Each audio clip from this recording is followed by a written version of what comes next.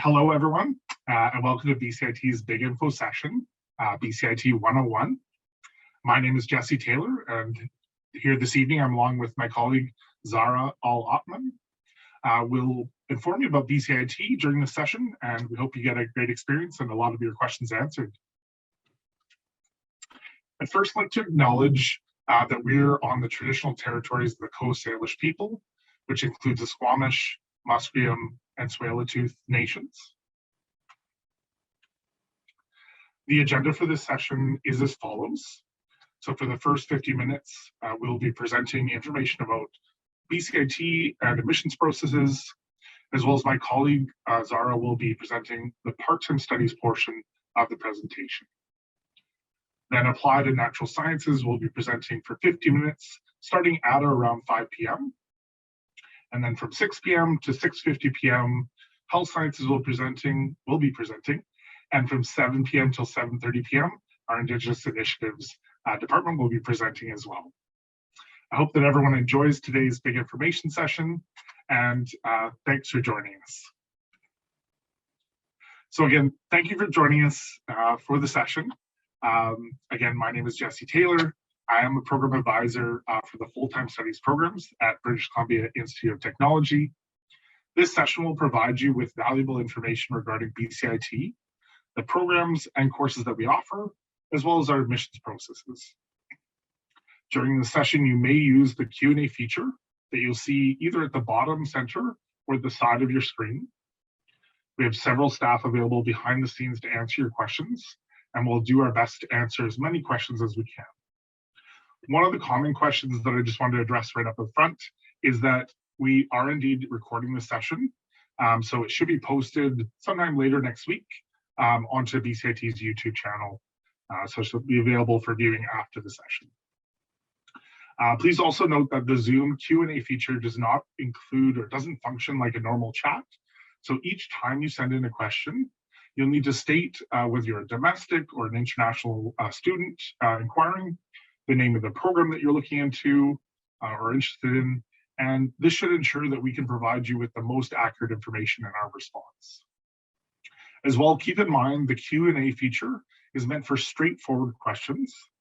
If you have multiple questions or something that's more complex or very specific, then we would encourage you to make contact with us in the program advising department directly by contacting us by phone within a drop-in period that we offer, or you can send us an email. And we'll address our service periods later in the session. Now that we've got all that covered, let's begin the session. So BCIT programs and courses are developed through close consultation with industry, and they're delivered by instructors who have direct hands-on experience in their fields. Within your studies, you'll gain the technical skills, real-world experience, and problem-solving abilities that are needed to hit the ground running in your future career. More than just higher education is offered at BCIT. We're certainly your first step towards a rewarding career, and that step towards a promotion or a shift to a new position or profession. With over 50,000 students each year enrolling at BCIT, that makes us one of the largest post-secondary institutions in the province. You can choose from more than 300 programs and take advantage of full-time or part-time study options. BCIT is a sound investment, and we stand by our graduate employment placement. Moving on to campuses, BCIT operates across 5 campuses in and around Vancouver. The largest and main campus is located in Burnaby. It is home to hundreds of specialized learning spaces, including classrooms, shops, labs, simulators, broadcast studios, green roofs, energy grids, forests, and water rights, all of which our students take advantage of as they get involved in their practical studies. As well, you've got our state-of-the-art aerospace technology campus, which is located in Richmond. It's home to BCIT's aerospace programs. That campus is centered on a 40,000 square foot hangar, housing our fleet of light piston, turboprop, corporate, and jet transport aircraft, including light and medium helicopters. Located in the heart of Vancouver's business and technology core, the downtown campus is home to the state-of-the-art technology education and collaboration, or Tech Hub. So that's located right downtown, right by the Granville Street SkyTrain station at Dunsmuir. The innovative IT learning space regarding the Tech Hub, the education at that campus specifically is integrated with on-site industry projects, applied research, and entrepreneurship. So it's great to have that innovative IT learning space at that campus. Moving on to the BCIT Burnaby, or sorry, my apologies, Marine campus, which is located in North Vancouver. This is the center for training for the marine industry in Western Canada. So we're the ones that are providing those services and that training within that campus. So we offer programs in navigation, marine engineering, seamanship, and maritime safety and security. With bridge and engine room simulators and an indoor pool, students get the experience in realistic scenarios in a safe environment. So before they get out to international waters, they've had some of that experience in the safety of the pool and otherwise on campus.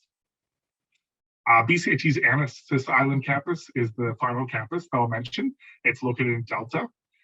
This facility is home to the motive power programs offered by BCIT. And these programs train heavy duty mechanics, transport trailer mechanics, diesel mechanics, commercial transport mechanics, railway conductors, and forklift operators. So a lot going on at that campus as well. Carrying forward, I want to talk about the first area of study that I'll mention. So within the applied and natural sciences, there are 30 plus applied science programs to choose from, whether it happens to be helping remote communities switch from diesel power to clean energy, or gathering and analyzing intelligence on crime activity, or restoring damaged ecosystems. You'll learn using the latest technologies so that you can lead change in dozens of industries. So lots of opportunities within that program area or sector. Carrying forward to business and media, which is the faculty that I graduated from many years ago. This is one of the largest schools of business and media in Western Canada. We offer more than 30 full-time and 90 part-time studies programs. Graduates have the knowledge and hands-on experience to tackle challenging business scenarios across many different industries. So lots of great opportunities there as well. Carrying forward to the School of Computing and Academic Studies. This area of study, or this sector, prepares students for the future.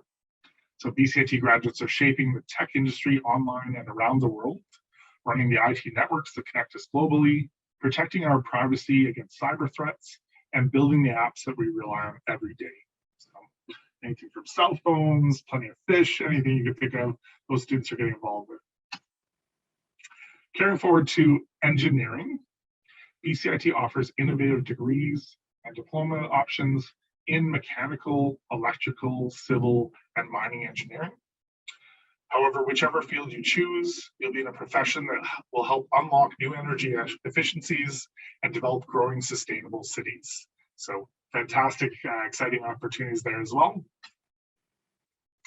the School of Health Sciences, we offer health education that's unmatched by other post-secondary institutions, especially in the province.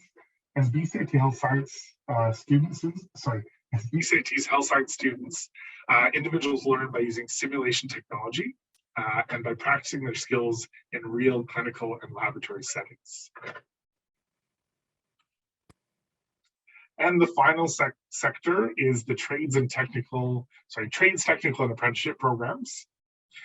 Here we offer more trades training programs than any other school within BC.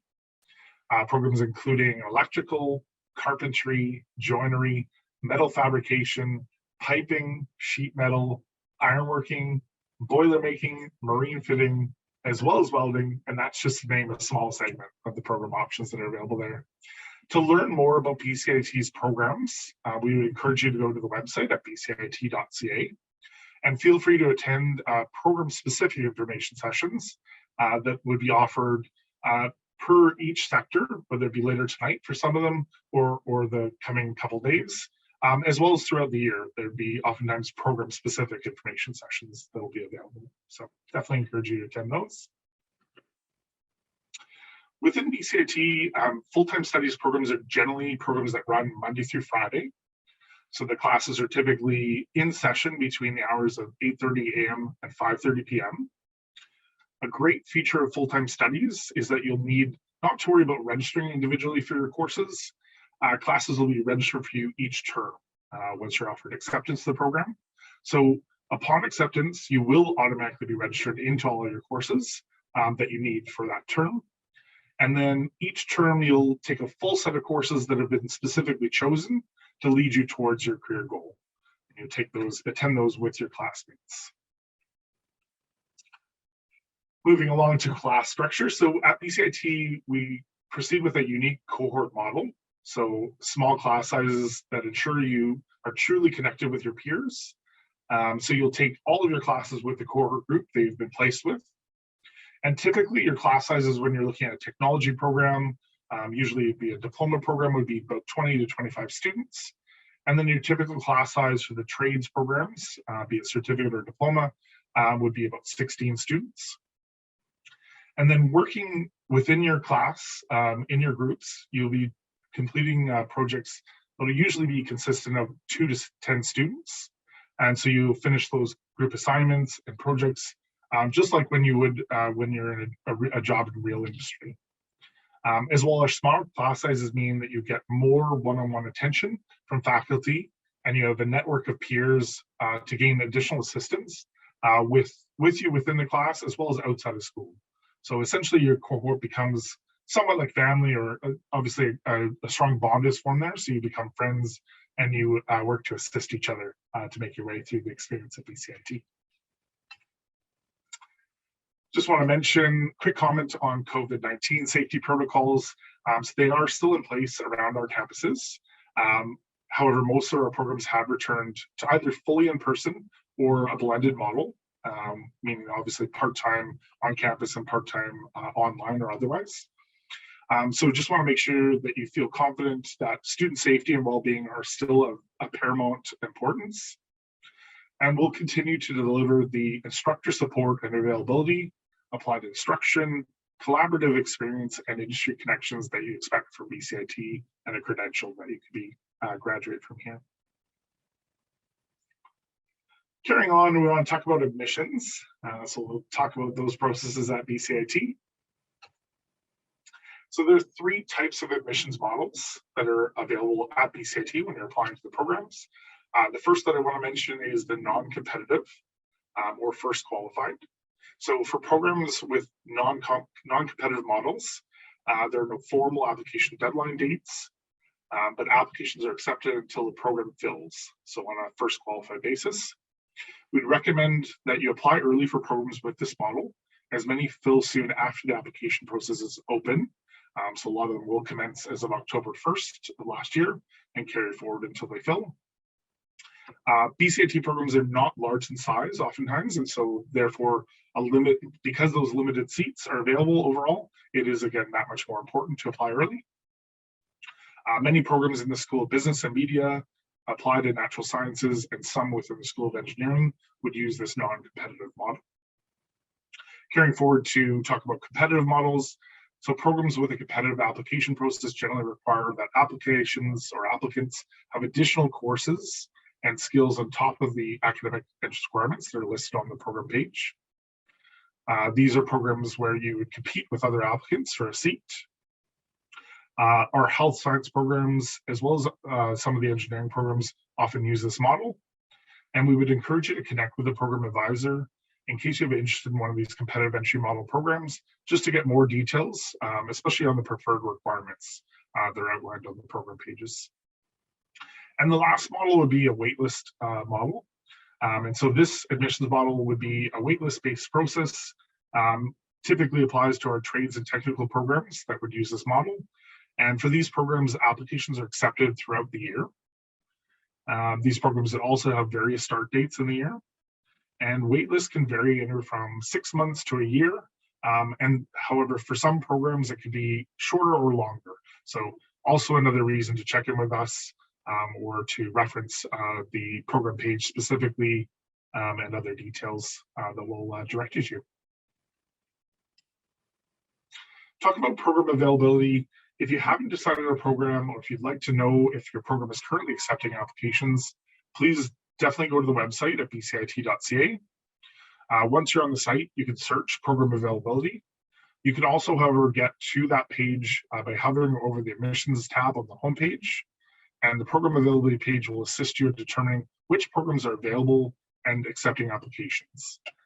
Once you navigate there, you'll be able to filter your results using specific search terms. In this example, I searched for programs with intakes commencing in May, which is not a very common intake period, but there's a couple of examples that you can see up here with different statuses showing either open, not accepting applications, or closed application processes. So just as an example there, but I definitely encourage you to go and take a look at this page on the website. Once you've made that selection, you've chosen a program, we would suggest that you proceed to the program's webpage. Take your time to review each section that's listed on the left-hand side navigation. However, if you happen to be viewing from a mobile device, you'd actually click on the plus symbol for a drop-down menu. So I think it's usually in the top right when I've looked down my cell phone. And so there's a lot of information provided on the program webpage that will assist individuals in choosing the program that's best suited for your future career goals. In the entrance requirements section, it will indicate the program's admissions model and specific courses needed to have completed to be considered for admission. There's also a graduating and job section, also on the left-hand side of the program page, which provides very useful information regarding salary scales, types of jobs that the graduates from the program would have obtained, along with other useful information. So I would encourage you to make sure you click through each of those sections to take a look at the details, because they can be quite important in your pursuit. And each BCIT program has its own unique entrance requirements.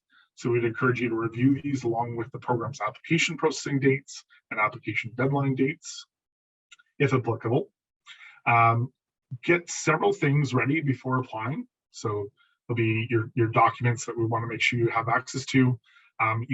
Each individual would need a BCIT ID number in order to proceed with the application process. The Apply Now button will actually take individuals that do not have already a student ID number to a spot where you can actually start the process of creating one, or contact our main office if you have any difficulties online creating one, and they can try and create one for you manually. So gather your supporting documents and prepare them in a PDF format as it's indicated in those admissions processes. Applications are accepted online, and so therefore the application process is completely digital. So your supporting documents must include things like high school transcripts, post-secondary transcripts, sometimes both. And then of course, the last thing I should mention is that a credit card will be needed for payment. So the payment process online does require a credit card for that process. And the application fee for domestic students is $90 and $154 for international students. Carrying forward to talk about transcripts a bit more. So as part of the online application process, applicants will need to upload documents in order for a timely assessment to be completed, download official digital transcripts or convert transcripts and other documents into PDF files. So it'll be one of the first steps. The information on how to convert documents to PDF files is available on the website. So for example, documents can be scanned, or you could take a picture of the official transcripts and then save them as PDF files if that's easier. Please ensure that any required documents are uploaded, such as grade 12 timetable, a mandatory applicant questionnaire, if that's outlined on the program page for your program, or a BCIT midterm grade submission form, just to make sure you're minimizing any delays with the application processing. And once a seat is offered in a program, accepted students will be asked to pay a commitment fee. This fee confirms the seat that you've been accepted for, and the commitment fee is applied to the program tuition. It is also a non-refundable and non-transferable fee.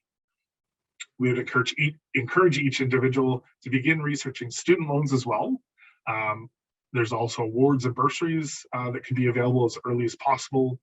So the sooner that you can get a chance to take a look at the information on our financial aid's website, our student financial aid and awards, just to find out what's available, that's important, and then you can make contact with them as necessary. Approximately 60 days before your program begins, You'll automatically be registered into your courses if you've applied to a full-time program. So around the 60-day mark is when you pay your first term tuition fees as well. At this stage, we highly recommend that you prepare your studies at BCIT, prepare for your studies, I should say. Our Learning Commons department actually provides great resources to help you succeed. For example, they provide online tips and tutorials on exam preparation, group work, as well as more other details that you can take a look at on their page.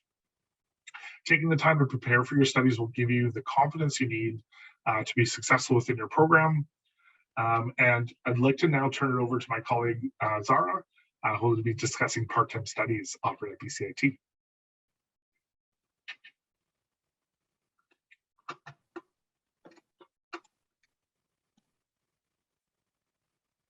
Perfect. Thank you, Jesse. All right. So good evening, everyone, and thank you for joining us again. My name is Zara Allotman, and I am a program advisor working under the part-time studies portfolio at BCIT. So in this portion of our session, I will guide you through a general overview of PTS, which is short for part-time studies, and why you should choose BCIT PTS to either start your career in a new field or to supplement your current skill set. As mentioned before, please feel free to use the Q&A function. I do see some questions funneling in. You can find that function either at the bottom or on the sides of your screen, and we do have staff ready on hand to answer your questions. We will also have time towards the end of our portion of our session for any additional Q&As.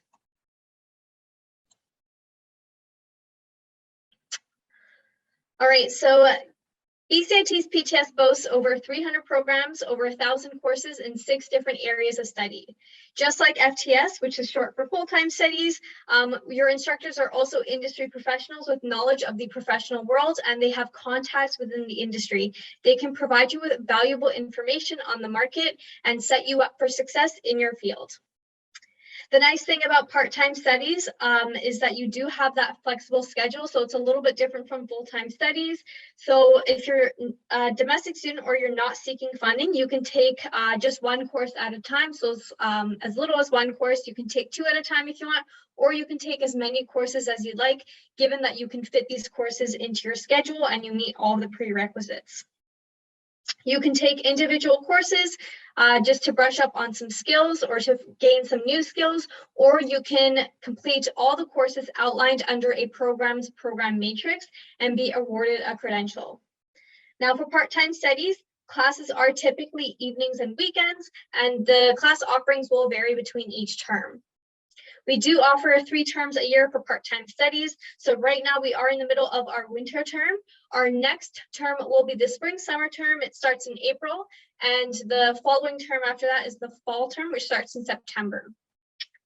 BCIT's PTS courses do have small class sizes, so you have about 20 to 30 students in your classes, depending on the popularity and the class size. So the application is quite seamless. At this time, many of our programs under part-time studies do not have formal entrance requirements.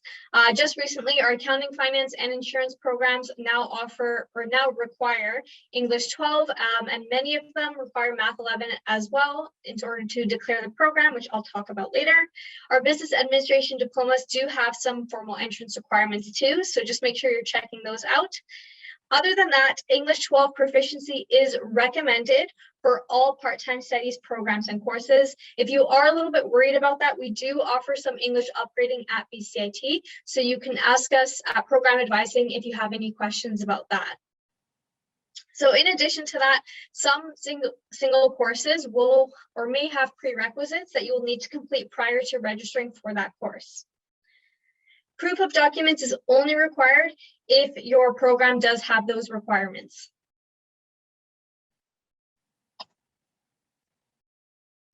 So registration is quite easy. Your first step would be to choose your course. Registration is on a course-by-course basis and is first come, first serve. You can do it online, or you can call Student Information and Enrollment Services, SISE for short, at 604-434-1610. If you want to browse through our program catalogs to choose your course, you can just go to bcit.ca/study and you can browse by program or by courses within an area.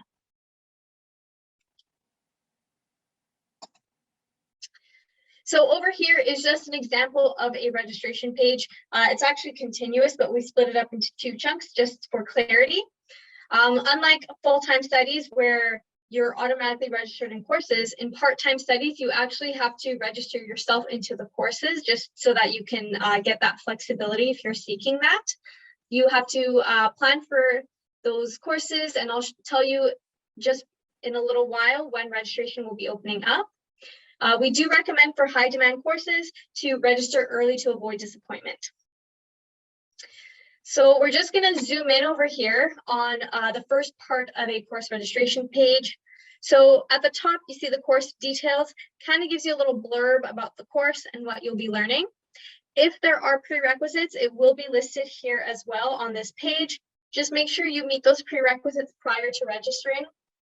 And it's important because a lot of the content and the knowledge that's required in this follow-up course that was covered in the prerequisite will not be covered in the follow-up course. So you do want to make sure you take that prerequisite in order to excel in the next course. And when you scroll down on the course registration page, you will see some course offerings. So we have a couple of examples over here on our screen. The first figure over here is a synchronous course. So that means that you will be required to attend the course during the specified dates and times. So just make sure you watch out for that.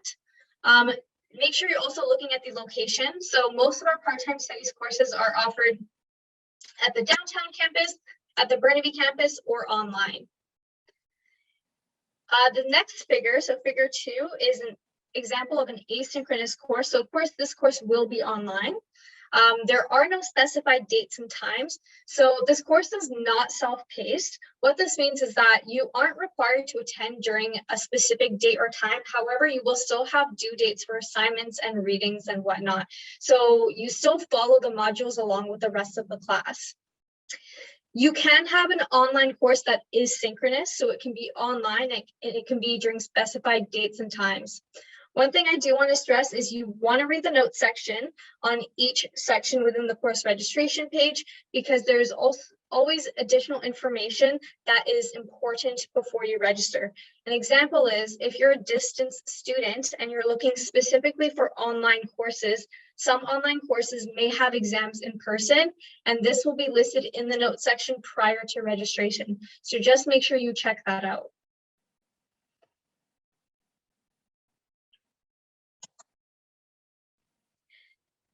So tuition for part-time studies is pay as you go. So you only pay for your courses that you register in. You will be required to pay immediately, otherwise you will be dropped from the course. You can find the cost of the course on the course registration page. This is for domestic students, and for international students, it just carries 3 times this listed amount. It's kind of like online shopping when you register. So you just select that green add to cart button, and when you're ready to check out, you'll be prompted to either sign into your MyBCIT account or create one. So after you've paid, confirmation of payment and a printable receipt can be accessible through your MyBCIT account. There will not be an additional email sent out confirming your registration. So a program's tuition is the sum of all individual courses outlined within the program matrix. I do want to stress something that I learned quite recently. Apart from attending your class on the first day, make sure you actually keep an eye out on your MyBCIT email within your MyBCIT account, because important information regarding your course prior to the start of that course can be given to you by your instructor. You will have access to the Learning Hub, but that usually opens on the day your course opens. And the Learning Hub is basically a portal where you can access the course content and information.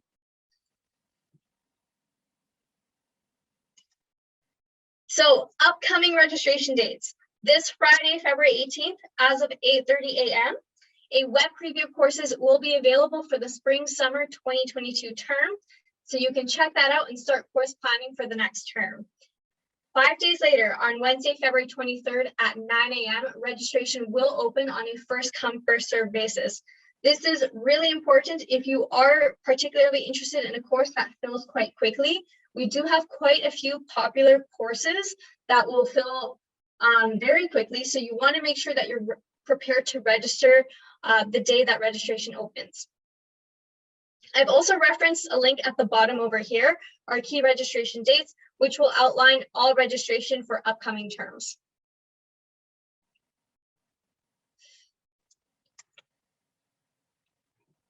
So if you would like to complete a credential, so graduate from a program and receive a credential, you will need to declare your program. Declaring is essentially enrolling in a program. So you can do this online through your My BCIT account, and you can declare at any time throughout the year. So apart from being able to graduate from a credential, declaring is important because if you are seeking financial aid, you will need to be declared in a program.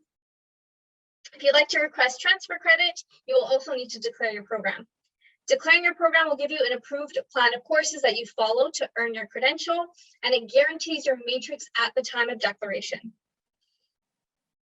So as I mentioned previously, most programs at this time do not have entrance requirements. Some of them do. In order to find out if your program does or doesn't, you can just go to your program page on BCIT's website. And then on the left-hand side, there's lots of links that have some important information. One of them is entrance requirements, and all the entrance requirements will be listed there.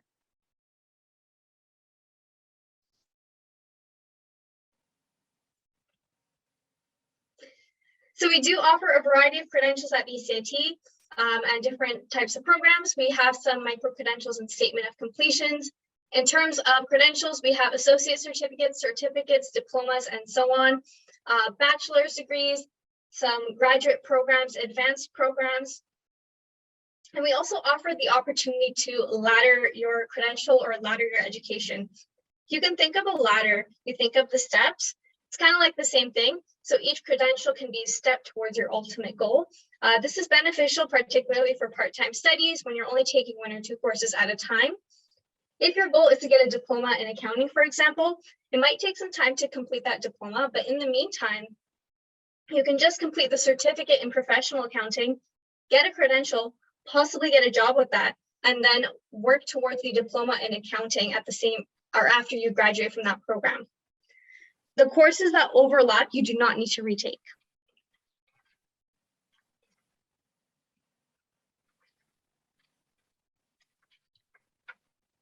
So this is just a slide over here that will that demonstrates some of the services that we offer at BCIT. So we are committed to supporting you throughout your education. We have our BCIT Student Association and our BCIT Student Life Office that follow the 8 dimensions model. So they're listed in the corner on the slide. So they've identified 8 areas that are integral to student success in their academic career. They've also provided resources and supports in each area of this model. I'm just going to talk about a few today. So I'm just going to touch on Indigenous Initiatives. So they offer peer-to-peer mentorship, a welcoming gathering place, and can provide clarification on Indigenous funding. If you have questions about how to apply for a student loan or where to go to apply for a student loan, any scholarships or awards or bursaries that are available to you as a BCIT student, you can connect with Student Financial Aid and Awards.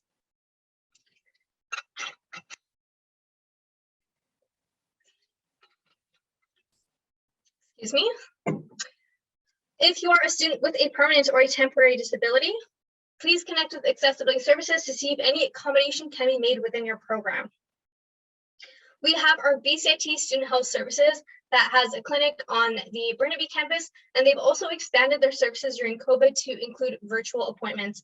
I do recommend checking out their website to find the most up-to-date information about their service model. We have counseling and student development as well that are there for you and to enhance your educational experience at BCIT. Lastly, I'll touch on recreation services. So we have a gym at the Burnaby campus. We also have a new one coming up at the downtown campus. And we also have some studio spaces and some classes that you can attend as a BCIT student. For more information about the different types of services that we offer, including additional services that I have not covered today, you can just go to BCIT's Student Services website. There's a link at the bottom over here. An easy way to actually access this website, if you go to bcit.ca, At the very top, there's a link called Student Services. You can just hover over it or click on it, and you can find more information about all of our services.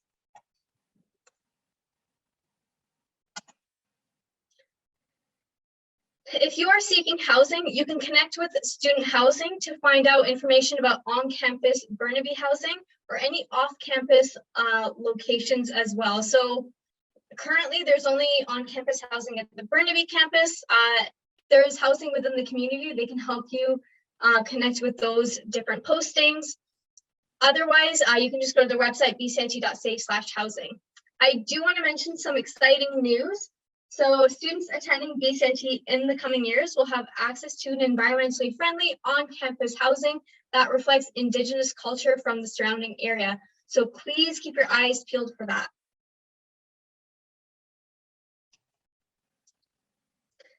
So it's no secret that BCIT students get hired. As this figure illustrates, BCIT students have a high success rate in finding employment, and there's lots of different reasons for that. So a lot of them we've touched on today. Students receive technical training and applied learning that is sought out by employers that helps you become an expert in your field. Our programs are always being updated to match industry standards and requirements. And we help you build the real world skills you need to get the job that you want. You'll be learning from industry experts that have worked in the industry for years, and they can share their insights of the current workforce, and you will get to train with the most advanced technology available.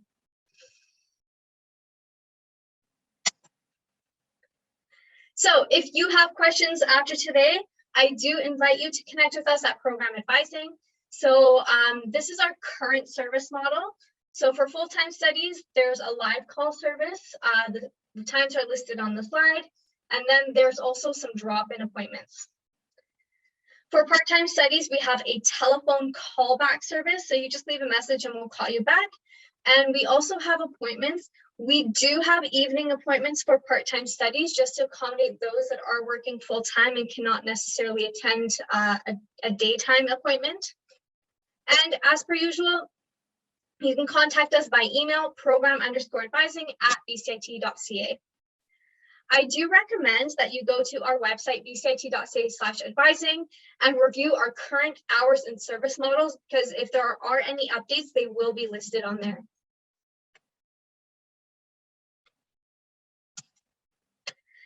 Do you want a chance to win one of 3 $1,000 tuition prizes at BCIT? You've already completed the first step by registering for and attending Big Info. Your next step will be to watch out for a survey that will come to you in your inbox, and you can expect that on February 18th. Our marketing team will announce any winners, so they'll contact you directly.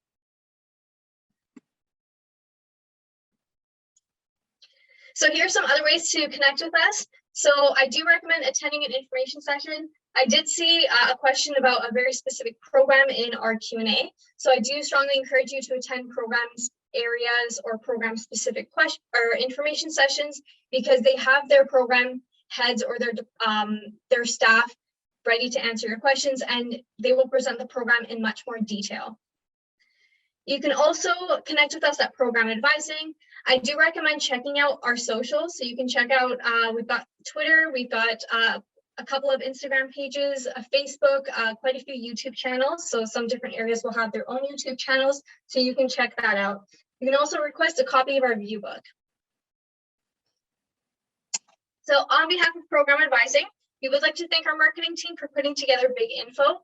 I do also want to thank our presenters today and for the upcoming sessions, and thank you all for joining us. So we will have time for some Q&A right now, just before the next session.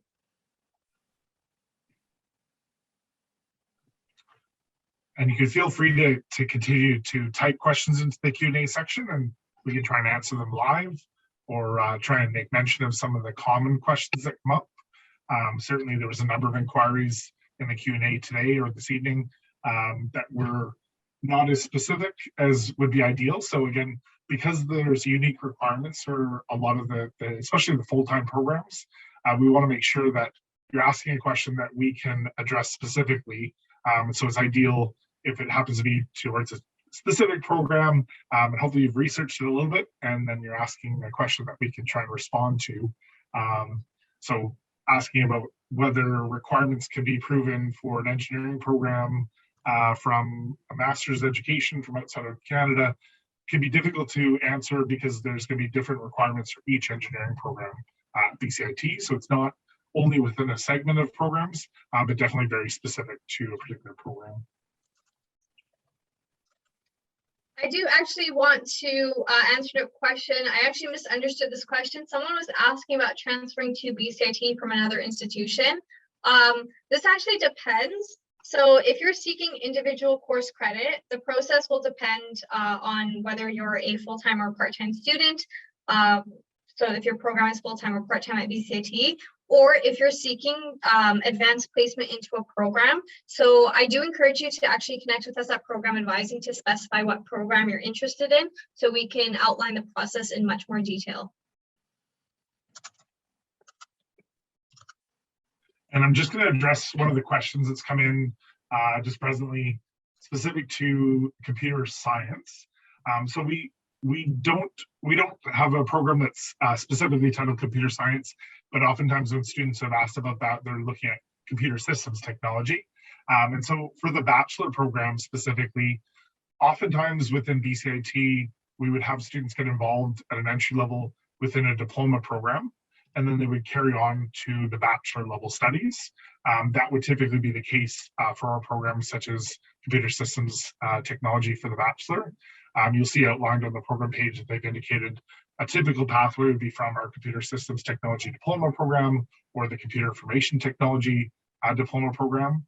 There are, in some cases, programs that will allow students that have completed external credentials to essentially apply directly to the bachelor program, and that would be outlined on the program page in some detail. So we want to have you take a look at that information specifically, as there may be the need for an evaluation of your education, and sometimes the department will have you fill out a pre-entry evaluation form so that they can assess things and give you feedback specific to your scenario.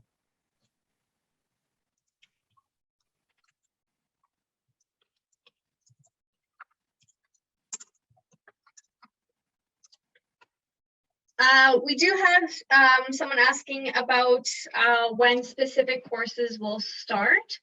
So in terms of part-time studies, the offerings will be published this Friday as of 8:30 a.m. So if you look up courses right now, you'll see that they're only published for the winter term, but they will be published for the spring-summer term. You can start to register next week on Wednesday as of 9 a.m.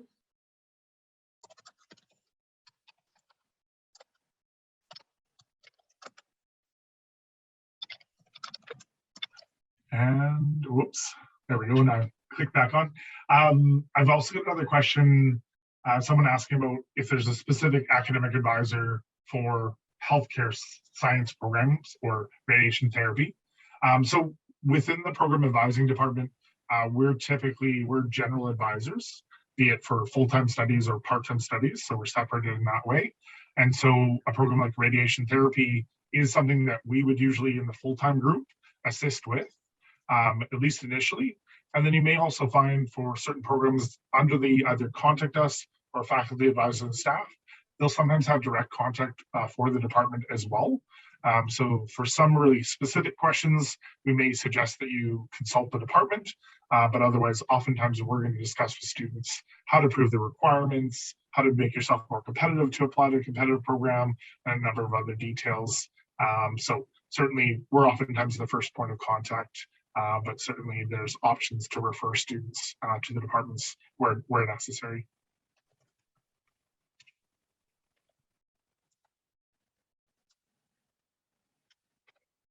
So again, our email is program_advising@bcit.ca. I'm just going to see if I can type it in the chat over here, if I can get to it. And then I'll also type in our website. So our website is bcit.ca/advising.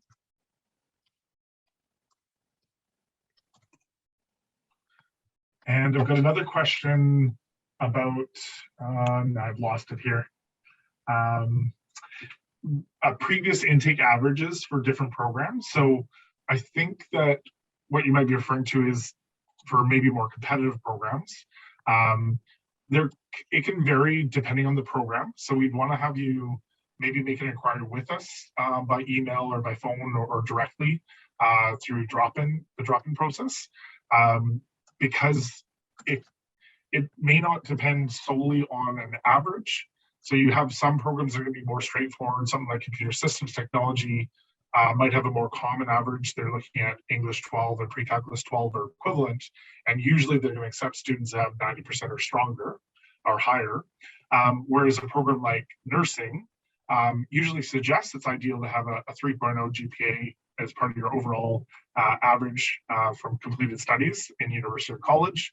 However, that's not the only factor that would determine whether you'd be an accepted student or not. So there's other factors that they would review as part of the overall assessment to select someone competitively. I do have another question. In terms of part-time studies, you apply directly through the courses section, or is there any other step to apply for the program in a generic way? So there's actually 2 steps you have to take for part-time studies. One of them is to just individually register for courses. So that's one way, but if you're just individually registering for courses, you're not enrolled in a program. So in order to enroll in the program, you have to declare your program. So a program declaration request is a second step you'd have to take. You can do either or, like there's no specific, you don't have to declare first, you don't have to register for courses first for most programs. Just make sure, however, there are some exceptions, and this will be outlined on the program's page. So under entrance requirements or the overview, we'll outline that information. And I think I have another one that I want to address specific to computing. And I just want to make sure I haven't lost it in the list here.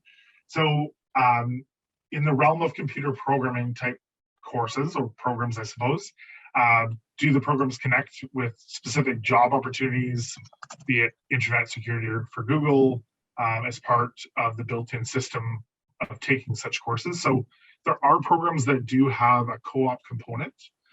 Computer systems technology and computer information technology both happen to have an optional as well as competitive co-op.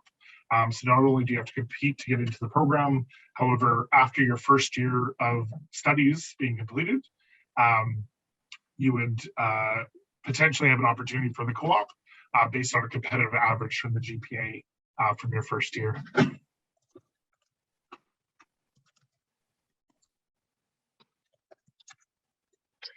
So we do have someone asking about submitting transcripts. Do I need to submit my transcripts? So it depends. If your program that you're interested in has formal entrance requirements, you will need to submit transcripts or supporting documents that outline how you meet those requirements. Now, you don't necessarily have to submit your high school transcripts if you have other transcripts that demonstrate how you meet those requirements. But if you only have your high school transcripts that outline those requirements, then you would need to submit those.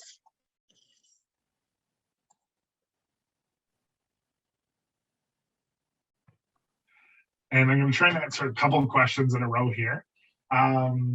There's one question asking about campus tours for a group or individual during COVID-19 or during the pandemic. Unfortunately, I don't believe we're quite back yet to offering those services.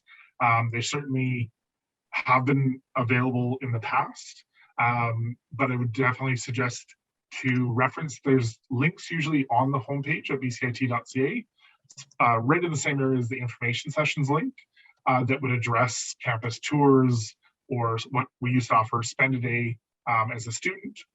So certain programs would offer the opportunity to go into the classroom, meet some of the students, and just get a concept of the program. So hopefully that will return, but I'm not certain on the timeline for that specifically. Perhaps one of our marketing reps that's here might know more and might be able to send me a chat just to let me know if they're aware of any further details about that timeline. I also have a question whether we have a Spanish-speaking student advisor that they can connect with. So we do. Because BCIT offers its instruction in English, we do have an expectation that we would consult you in the English language. However, I do know that we do have a Spanish-speaking advisor. However, she's presently away from the office at this moment. So if you're fortunate enough, you might connect with her upon her return. So I did have someone ask about if requirements differ for international students. So programs available to international students, so not all of them are available to international students. In order to review those, you can just go to bcit.ca/international, or very simply, just go to BCIT's website, bcit.ca, and then you can hover over Student Services and view the International Student Center. There is a link to the programs that are available to you.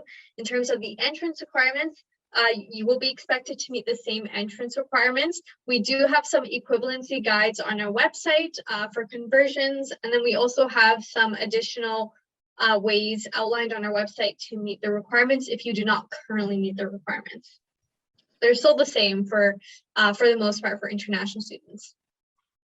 And just a further comment on what Zara was mentioning there, yeah, most, at least full-time program pages, there'll be a link below the requirements that says read more about how to meet BCIT's edge requirements, where you'll find those equivalencies outlined, as well as upgrading options, assessment testing, further details on English requirements.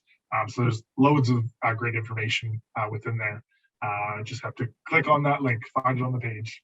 I'll also quickly comment on a question that my colleague is answering right now, but whether BCIT offers fast track programs. So a lot of the programs at BCIT are to some degree fast track. They're a little bit more compressed. When you complete a diploma at BCIT, if you were to compare the credit basis to that of a degree program at another school, you might find it could be comparable to what would be offered over a 3 to 5 year time frame. So in that way, it's certainly compressed. There are also some other programs at BCIT, something like software systems developer, for instance, that could be seen as a more compressed program, or comparable to what some other private institutions may offer as a boot camp. So it's something to take a look at. But most of our programs do usually fall within the 2 year time frame for a diploma in technology. And then the trades programs can vary a bit, but oftentimes they can be 6 months or less, or somewhere in that time frame, 6 months to a year. So let's see if that.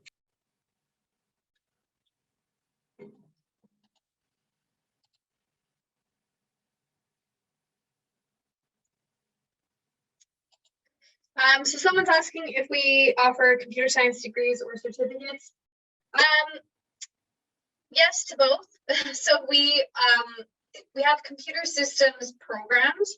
So in both full and part-time studies. So under full-time studies, we have our computer information technologies, so CIT, and then computer systems technology, so CST diplomas. Under part-time studies, we offer associate certificates and certificates in the CST, so similar pathways. So we have, ASD, ACIS, computer systems certificate. We do offer degrees as well. We offer several different BTECs in computer systems. So generally, yes, we do offer all those, and you can actually access all of those if you go to bcit.ca and you look under our programs. You can access computing and IT, and specifically look under computing and the types of credentials that we offer there.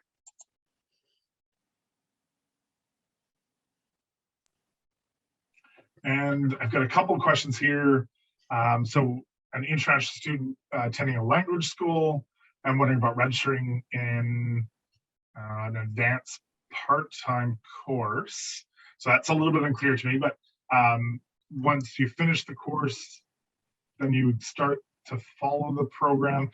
Ultimately, to try and answer this question, if you're applying to a program or applying to pursue a program that outlines formal requirements, those requirements need to be satisfied before you be offered acceptance to the program. So there may be the opportunity from the school that you're attending for the language program to offer midterm grades to apply early. So that might be a means to proceed. And certainly, again, to the same link that I mentioned previously in the read more about how to meet BCIT's entrance requirements, there will be specifics towards use of midterm grades. So you can take a look at that. Hopefully that answers your question. And then I had another question I was going to quickly try and answer, whether there's upgrading courses to the accounting program, so similar to high school-based requirements. Again, yes, within the read more link, there'll be an upgrading section that would offer high school equivalent courses that we offer at BCIT. So math, English, physics, chemistry, not as commonly, unfortunately, unless you get involved in our technology entry program, which offers upgrading towards pursuit of a technology program and has you get involved with physics, chemistry, English, and math. So you can take a look at that program to refresh or review more details. So I do believe we are very close to our next session. So we are going to wrap it up over here. We do have some advisors on hand to answer your questions. If you don't get your question answered today, I do strongly encourage you to connect with us at Program Advising. Again, you can phone us, you can email us, or you can attend one of our appointments. So BTS, you can book an appointment, or for full-time, you can do drop-in. And again, thank you for joining us this evening. Good evening and welcome to the Applied and Natural Sciences section. And I want to thank you all for joining us this afternoon or evening now. I'm Marita Luke, Business Development Manager for the School of Construction and the Environment, and I'm pleased to be your moderator for the next 50 minutes. Just a quick reminder that this session will be recorded, and if you have any questions, please type them in the Q&A chat function. We have our amazing program advisors and our panel on hand to help answer your questions. Before we start, I'd like to acknowledge that BCIT's 5 campuses are located on the unceded traditional territories of the Coast Salish nations. Next. Here is our agenda. We have a lot to cover. Make sure you have a pen and paper handy. Representatives will be giving a brief overview of their programs. So please feel free to ask your questions in the chat function. And at the end, if we have time, we can do some more. Now let's begin. Here is a good overview of this section. You're going to learn about a wide range of programs that equip grads with the skills and credentials you need to get a job and pursue a career. But why get educated in applied and natural sciences? It's hard to predict the future, but one thing that we can be sure of, and that is change, as we have been going through the pandemic.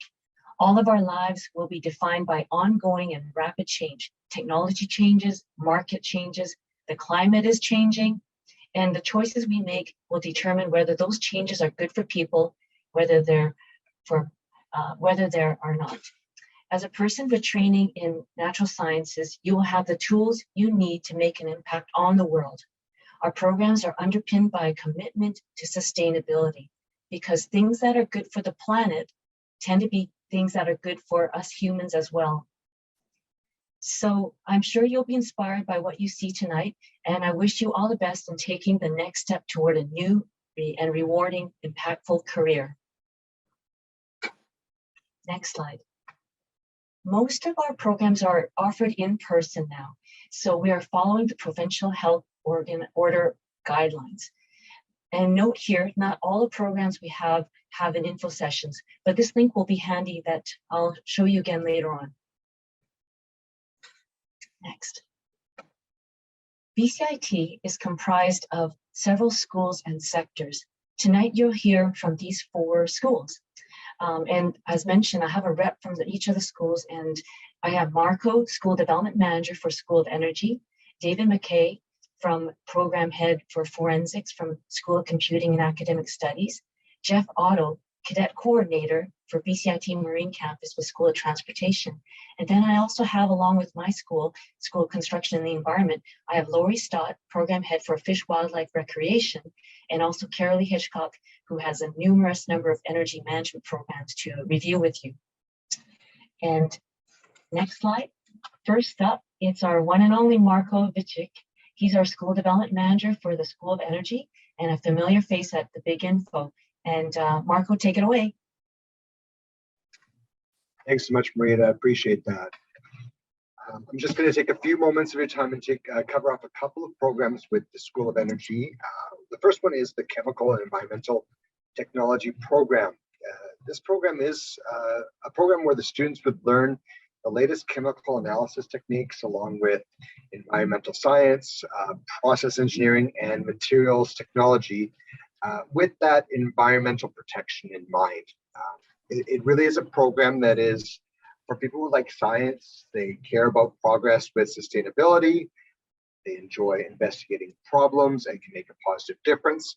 The chemical environmental technology is also a big part of everyday life and most industrial processes also.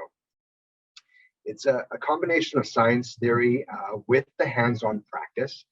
And the graduates who want to continue into a degree, they could bridge into either a BCIT Bachelor of Technology program or transfer to university for a science or engineering degree. Our two-year program has a common first year and has two second-year options. They're listed here. One is the analytical science and the second is process engineering. The analytical science is something of interest to those students who would enjoy an increased emphasis on instrumental laboratory analysis, organic chemistry, environmental regulations, and science components. When it comes to the process engineering, the students who would enjoy, they have an increased emphasis on chemical and biochemical processes with more in-depth introduction to engineering principles and design software. Careers can be pursued in any setting, such as the laboratories, consulting, industrial, or research. And job outlooks are really excellent, a great demand with graduates with these skills. The analytical is key in the accurate sampling of air, liquid, and solid materials, for example, and really that environmental protection. They also do the research, quality assurance, forensics, investigations, and precious metal analysis. The process side, it's really a key to sustainability and making and the creation and making of recycling of products like the papers, plastics, metals, fuels, foods, even the pharmaceuticals that they work on.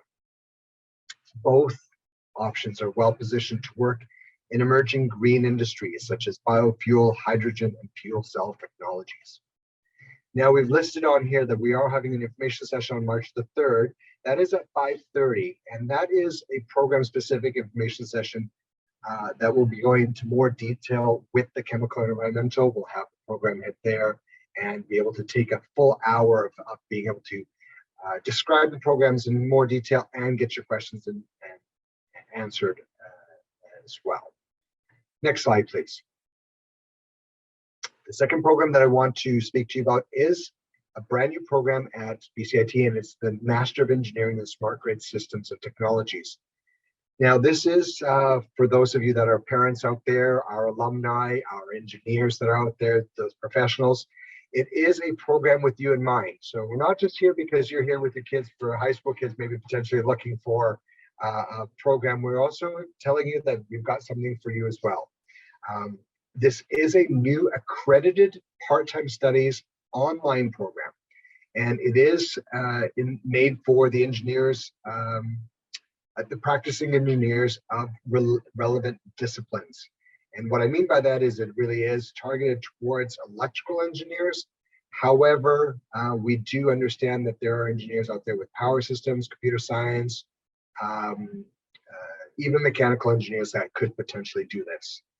It's a great program or opportunity for you to upgrade your skills and to make your career a little bit more versatile and adding some value to those already strong skill sets and opportunities that you have. This is also a great opportunity for any of you that are newcomers to Canada that may have relevant degrees and some experience from a foreign country. Excuse me. It could lead to some potential learning of engineering practice in Canada for you. If you are interested in something along these lines and wanting to find out more detail, we are hosting an information session for this on March the 9th at 6 p.m. And all information sessions, you'll be able to register for them, which I do encourage you to do at bcit.ca/info sessions. And we will bring that up later on in the slide deck as well. That's all for me for now. I'm going to pass it back. Thank you, Marita. Thank you, Marco. If any of you have questions, please feel free to use the chat again. And I'm not sure if I mentioned, but this session is being recorded and it will be posted on YouTube early next week. And next, I also want to introduce you to David McKay, the program head for forensic science from School of Computing and Academic Studies. Take it away, David. Thank you, Marita. Appreciate it. So forensics, it's not quite what you see on TV, but it's still a very interesting career. And there's always what we call a shortage of what we call a good forensic investigator, which is basically the application of science to investigations. So if you have an interest in trying to determine why something happened, like an accident, or who did it, like a crime, this may be a program for you. Next slide, please. Thank you. So what we offer within our department is an advanced certificate in forensic investigation and a Bachelor of Technology in forensic investigation. There are many different jobs and areas within the world of forensic science, from a coroner who investigates how and why a person died, or a scientist working in a forensics lab, to a social media investigator working for ICBC to uncover fraudulent accident claims. Our program is part-time, so courses happen at night and on the weekend, and you can still work a regular job and get an education. As far as program entry goes, in order to apply to our advanced certificate or Bachelor of Technology program, you will need to have completed at least 60 credits of post-secondary education before entering our program. So we don't currently have any what we call direct entry from high school. A lot of our students will find themselves working in law enforcement, forensic labs for different provincial investigation agencies, insurance companies, and as what we call professional investigators. Next slide, please. Another really exciting program that we have, which is relatively new, is a joint credential with UBC. It's a combined honors program in biochemistry and forensic science. You complete your first year of biochemistry at UBC, and then years 2 to 4 are done equally between UBC and BCIT forensics. So this is a great program if you're interested in a career as a forensic lab scientist. So if any of this is of interest to you or have further questions, we do have an upcoming info session, which is going to occur on April 25th, 2022. And what I'll try and do is put a link to it in the chat. So if you want to get kind of a more in-depth insight into what our programs offer, careers, jobs, and other details like that, make sure you join us at our info session. And I will pass it back to Marita. Hey, thank you, David. It's good seeing you twice a year here. Likewise. Again, if you have any questions, just go use the chat. And if you have any program-specific info sessions, you can check out the website as well too. And if you miss anything, don't worry. We'll have the slide up again at the end. And our next special guest is Jeff Otto, Cadet Coordinator for the BCIT Marine Campus and School of Transportation. Hey, Jeff. Hey, how's it going? Good. Good. Excellent. Well, welcome everybody. And I really would like to thank everybody for taking the time to look at some of the amazing programs that BCIT has.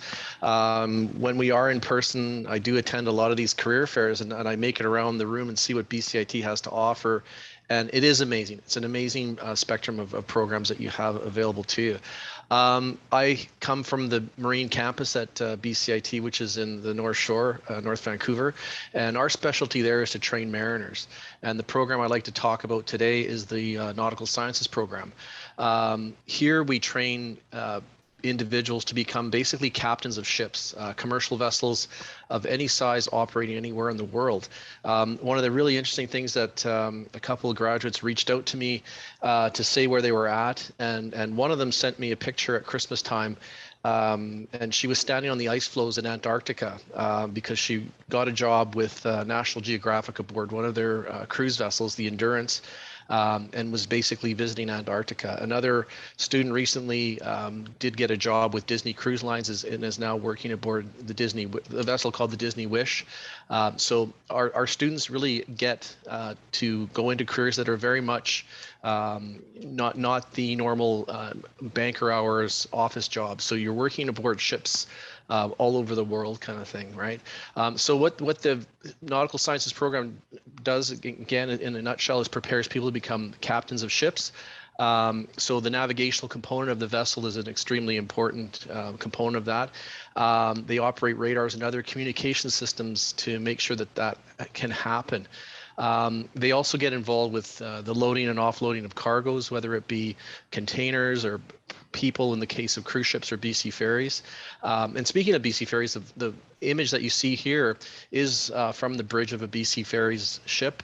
And the gentleman with the binoculars behind the console is Captain Ben Soiree, another graduate of our program, who also did work in the cruise industry and got a lot of experience with Princess Cruise Lines before coming back to the BC coast, and is now captain of one of the large vessels out here. So our graduates, when working aboard the ships, and our students as well too, will get involved with the loading and offloading of cargo. Also collision avoidance, out there on the water, basically ships navigate and try to avoid each other, much like the roadways of BC. So that collision avoidance is a big thing. And of course, safety is a big consideration with respect to the vessel and passenger safety as well too. Next slide, please. To achieve a lot of this sending people out to sea and being proficient at being a crew member aboard the ship, everybody who goes out to sea in ships has to be well versed in firefighting, survival craft, marine advanced first aid, and then eventually advanced firefighting and leadership and teamwork. So we're looking for people that really are I'll say leaders that are not afraid to work as part of a team and eventually emerge as becoming the leader, as would a captain become, kind of thing, right? So we equip people with all of these skills before we send them out to their first sea phase. And within the program, students would go out for 3 sea phases as a requirement through Transport Canada. There is a need to amass sea time or time aboard ship. So we have connections with a lot of shipping companies where we will arrange we call berths aboard ships, where people will go off and live aboard ships for anywhere from 3 to 4 months and obtain that sort of precious and required sea time. And we see our students going off locally with BC Ferries, with C-SPAN, on the Great Lakes with Algoma Central Corporation, Canada Steamship Lines. Transport Degani sends our students to the Arctic. This past year, we had a lot of students operating ships up to the Arctic to support communities up there. Internationally, we had a few students in the latter part of 2021 on vessels going over to Europe, doing trade between the Great Lakes and Europe as well too. So hopefully the international component will open up, and even just today, Transport Degani made a presentation to our current students, and international placements is definitely back on the table now. So COVID has sort of put that a bit on pause in the last little while, but that's back on now. Next slide, please. At the Marine campus, we utilize, in addition to a lot of classroom instruction, there are a lot of simulation that the students would utilize, and shown in the picture here is one of our cadets in our tug simulator. And Megan is an officer, currently serving as an officer with Algoma Central Corporation on the Great Lakes. So a lot of the facilities at the Marine campus are extremely complex simulation systems, or electronic chart display systems and radio operations systems, and of course the good old academic courses as well too. And on the academic front, we're looking for is people with good, strong skills in math and physics. So a good balance of grade 12 math and physics is what we're looking for in the program. Next slide, please. So if you're interested in, stepping aboard a ship and working aboard a ship, possibly working aboard a BC ferry in your future, we're the program for you. So if you have any questions, feel free to put them in the chat and we'll stick around and answer those questions for you. Thank you very much, everybody.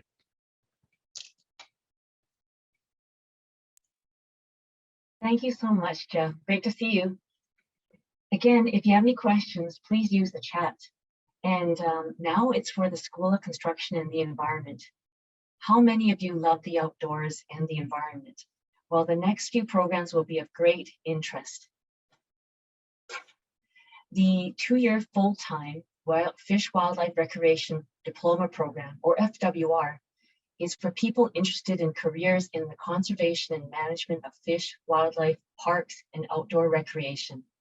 This highly regarded program just celebrated its 50th year.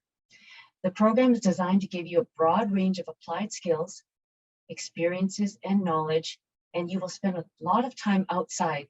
Yes, field trips, where you will learn to identify, inventory, and monitor BC's fish, wildlife species, and the habitats they use. You will also learn how parks and protected areas are established, designed, and managed. Upon completion, you will be ready to work in the dynamic and diverse field of resource management. Grads of the program are eligible to register for professional designation of a registered biology technologist, or RBTech, with the College of Applied Biology of British Columbia. Its next info session is on March 9th. And I'm giving a shout out to Laurie Stott, who's actually listening in and who would have loved to join us here right now. Thanks, Laurie. Sorry for the inconvenience there. So if you want to hear more, please visit the info session on March 9th. Again, if you're passionate about working outdoors and you also want to consider a 2-year full-time Forest and Natural Areas Management Diploma, or FNAM for short, the program gives a strong foundation in ecology, earth sciences, mapping, surveying, and measurements. You'll learn skills and training in silviculture, forest inventory, forest engineering, fire and forest health management, and urban forestry. And you will have the skills in order to manage the trees, invasive species, and soil resources. Grads work for the municipal, regional, provincial, and federal governments, the environmental consulting sector, and various natural resource industry sectors as well. And often you'll work full-time or on a seasonal basis. As a natural resource field technologist, you can work anywhere in BC or beyond and be paid to explore nature by hiking, driving 4x4s and ATVs, boating, or flying in planes or helicopters. This sure sounds like a fun career. Or you may work as a natural area technologist in a city if a more urban setting is your preference. The FNAM program is Canadian Technology Accreditation Board National Accredited Program and contains the curriculum for grads to be eligible for the Registered Forest Technologist status in BC, along with potential pathways for other levels of certification and education. For more details, join the info session on March 8th. Next. Oh, I see Laurie is here. Laurie, did you have anything to add with the fish wildlife program that we spoke of earlier? Sorry about the technical difficulties. Oh, no, that's all right, Marita. That's fine. I just wanted to make sure that I was in the right room and I'd entered correctly. No, I think that you covered it really well. I'm certainly here if anyone has any questions. I'm happy to hang around if there are questions at the end, but thank you very much, Marita. Thanks so much, Laurie, for joining us, because a lot of our faculty, we know how busy they are. So any questions, she's on standby here to answer them as well, too. Thank you, Laurie. And over back to ecological restoration. Did you know the United Nations designated the 2020s as the decade of ecological restoration because of the urgent need to repair degraded ecosystems? I think we've all seen a lot of disasters happen recently. Well, BCIT's Bachelor of Science and Master of Science programs in ecological restoration provide grads with a world-class foundation in the fundamental science, applied knowledge, and technical skills needed to restore a broad range of degraded ecosystems. The Bachelor of Science degree is a 2-year program, years 3 and 4, and is one of just 2 Canadian Bachelor of Science programs in ecological restoration. And note, Fish Wildlife Recreation, that's Laurie's program, and also FNAM could provide you a perfect background to go into this ecological restoration program. Other programs may also qualify too, so please check out the prerequisites. The Master of Science program is Canada's only graduate program specializing in ecological restoration and is offered jointly between BCIT and SFU. In both the Bachelor of Science and Master of Science programs, students work with our many professional partners in a wide range of applied restoration projects, thereby gaining experience in addressing many current environmental challenges. Grads of both programs have an excellent track record of securing positions with consulting companies, nonprofit organizations, as well as levels of government, including Indigenous. There is currently a shortage of qualified restoration biologists and practitioners trained in techniques needed to restore terrestrial and aquatic ecosystems in BC and other jurisdictions in Canada and abroad. They have an upcoming info session so you can learn about both the Master's and the Bachelor of Science on March 1st. Thanks. Now, the part-time and or full-time environmental engineering program is one of the first Bachelor of Technology degrees at BCIT. So it's almost like close to 50 years. As a full-time program, the two-year program is similar to years 3 and 4 of a degree. The part-time option is really great for people working full-time, and there's many grads that we have that we could list. This program gives additional skills and knowledge that engineering and science grads require to successfully work in environmental assignments such as sustainability management, air quality, climate change, environmental impact assessment, life cycle assessment, contaminated sites, water treatment facilities, contaminant hydrogeology, integrated solid waste management, resource management, and green energy technology projects. So if any of those excite you, this is your program. The final capstone project provides the opportunity for students to demonstrate the acquired depth and breadth of knowledge and skills learned throughout the program. While many participants pursue this degree for the credential, others are seeking professional development to complement their existing professional and university credits. And environmental engineering is having an info session too on March 10th. Take note. And next we have this program. Now I'm pleased to introduce you to Carolee Hitchcock. She's the program head for the next few programs, which I'll let her describe. And I'm so glad she could join us and give you a break from me. So, hi, Carolee. Hi, Marita. Thanks. What a wonderful introduction. So, are you a city planner or a community energy champion? If you are, or you want to work with the municipalities across Canada, or any municipality across Canada, well, look no further than the Community Energy Management program at BCIT.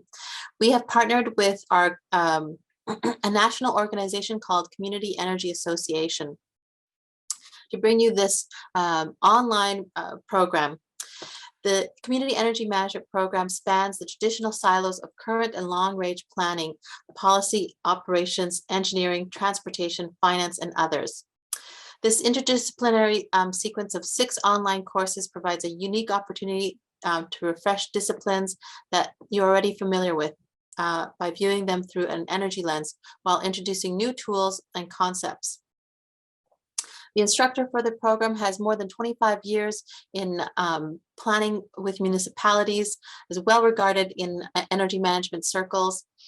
And this is a great opportunity for also networking with others in community energy management. So please join us for our info session on March 9th if you are interested in this career path. Please note that if you complete the 6 courses, you'll be eligible to write the credential exam, the Community Energy Management exam, through our partners, Community Energy Association, once you complete all 6 courses with BCIT. And please note, municipalities are hiring community energy managers. This is a thing. This is a relatively new career path. There are 6 courses. The next one is going to start on March 2nd, as noted on the slide there. And we will be having our info session again on March 9th if you want any more information. So the next course that's starting in the series of 6, you don't have to take the first one to start to take the second one. You can take any of the 6 and start with any of the 6. So quickly, the next one on renewable energy, you'll be introduced to renewable energy. It'll connect the community energy planning with the community planning, the OCP. You're going to have a high-level assessment of opportunities within municipalities, look at implementation frameworks that have worked across Canada from Indigenous to non-Indigenous communities, and looking at the ownership considerations. You'll also be looking at reporting on energy savings and greenhouse gas reductions from renewable energy projects. So again, please join me on March 9th if you have any interest, or you can email me at khitchcock@BCIT for more info. Next slide, please. Here we have our 2 other energy management programs. The first one is the Sustainable Energy Management Advanced Certificate, or CMAC as we know it. CMAC is one of the oldest energy management programs in BC. It was one of the original energy management programs created, and it was created out of a partnership between BC Hydro, Fortis BC, and our national partners, Natural Resources Canada. And it was fully funded from these 3 partners because there was a need for energy managers. There is still a need for energy managers. The program is designed to support employment opportunities in the field of sustainable energy management with a focus on energy demands of commercial and institutional, as well as industrial and community facilities. The target audience for our CMAC program are those interested in expanding their knowledge and initiatives into sustainable energy management, or interested in changing careers. It's a holistic program, provides graduates with well-rounded base for succeeding in the energy management industry. And when we talk about energy management or sustainable energy management, it focuses on energy efficiency, reduction of greenhouse gas emissions, or looking at ways for carbon neutrality or zero carbon solutions. So keep that in mind. And our info session for the CMAC program is on March 2nd. The next program I want to quickly share with you is our Building Controls and Energy Management Advanced Certificate program, or BCM. And this was also developed in partnership with our industry partners because there's a great need, and there still continues to be a great need. It's a newer program. It started in 2016, and this is kind of the forefront of energy management, where energy management is moving more towards its controls embedded, because we have a lot of new fancy, very smart buildings that are being built. And there's a growing need for individuals with both energy management and building controls expertise. The aim of the program is to supply industry with graduates who can use controls and building automation systems to improve energy efficiency. This includes integration of the knowledge in all phases of the building's life: sustainable design, construction, commissioning, and ongoing operation. And the BCM program is one of the graduates from the program, 100% end up working employment rate. Our CMAC program has between an 80 to 90% graduate employment rate. So both very high in demand. And the BCM program currently is the only one of its kind in Canada. So again, BCIT being the leader that it is, we are leading the way in energy management program. And that's all I have for you now. So if you have any more questions, please join me on March 2nd for the info session. Thanks, Marita. Oh, thank you so much, Carolee. It's so impressive. Thanks for sharing all that information. And I don't know how you handle all those programs with just yourself. Anyways, have a great evening. Micro-credentials are short programs that help you quickly master new skills and gain knowledge, essentials in Canadian industries. The new essentials of natural resource and environmental protection, or MNREP, because you know how much we like acronyms, are for short, is one of our first micro-credentials at BCIT. MenRep program gives trainees an overview of critical skills and techniques commonly used in jobs pertaining to natural resources. It focuses on the theory and practice of conservation, management, and applied skills. This offering is designed to enable students to pursue junior positions in the natural resources job and make an informed selection of the deeper field of study they wish to pursue. MenRep was developed by BCIT and the Vancouver Island University.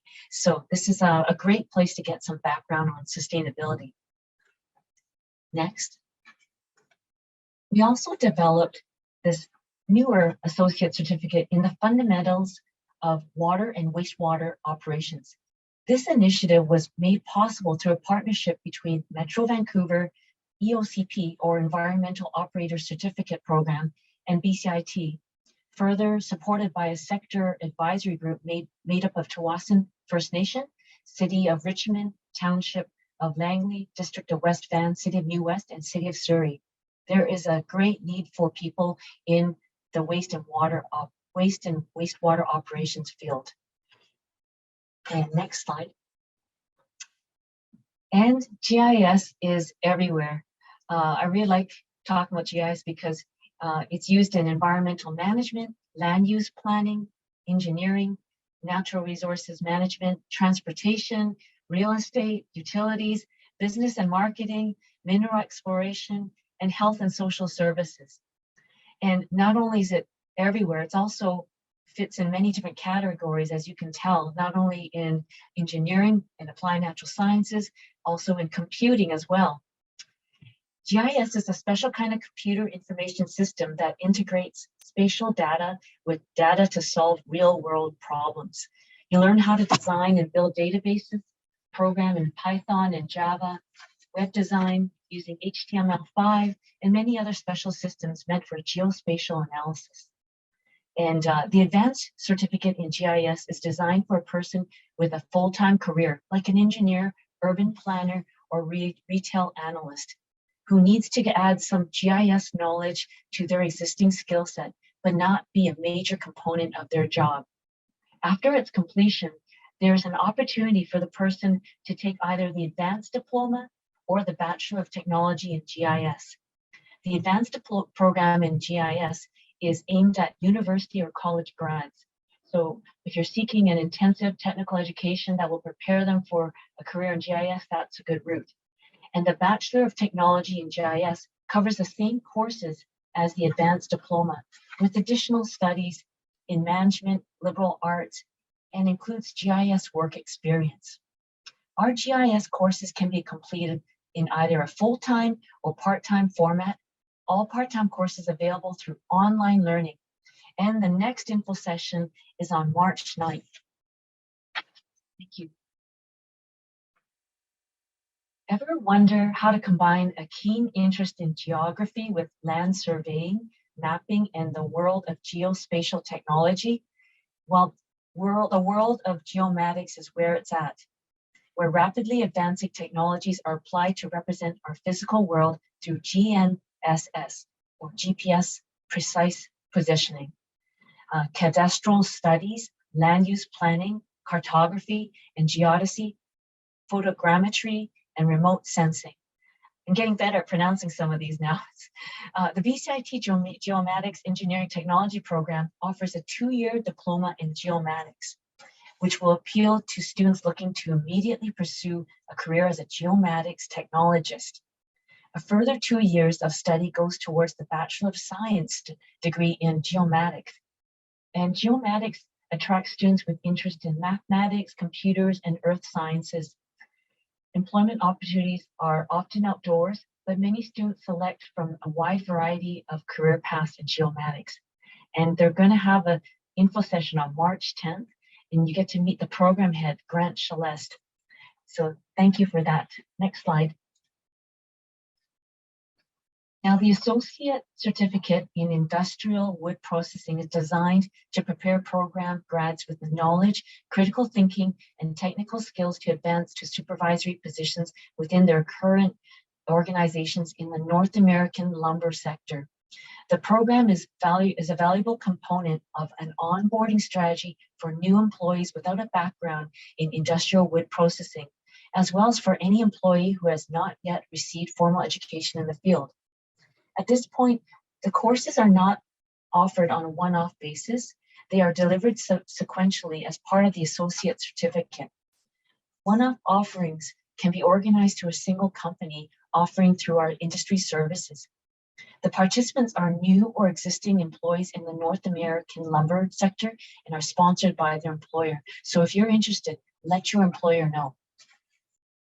And the next one, now this is a micro-credential we started last year, and it went extremely well. And now you have an opportunity to take this one. It introduces you to the mass timber industry and will explore some of the fundamental features and tools associated with mass timber construction. This micro-credential will provide an overview of the main characteristics and properties of mass timber products, outline basic structural components, connections, and building systems, as well as site installation for mass timber construction. Introduce main types of building enclosures based on climate considerations and code requirements. And the list goes on. This program is highly regarded, and it's a micro-credential. It's not too long, and it's having an info session on February 23rd, and we have over 90 registered already. So please register as soon as you can. It might cap off. And get you all excited, last but not least, mining products are also everywhere. Welcome to the exciting field of mineral exploration and mining engineering. Students have the flexibility of preparing for careers as mineral exploration and mining technologists or as mining and mineral resource engineers. It's a little mouthful. Our 2-year mineral exploration and mining technology program provides a path to a registration as a technologist.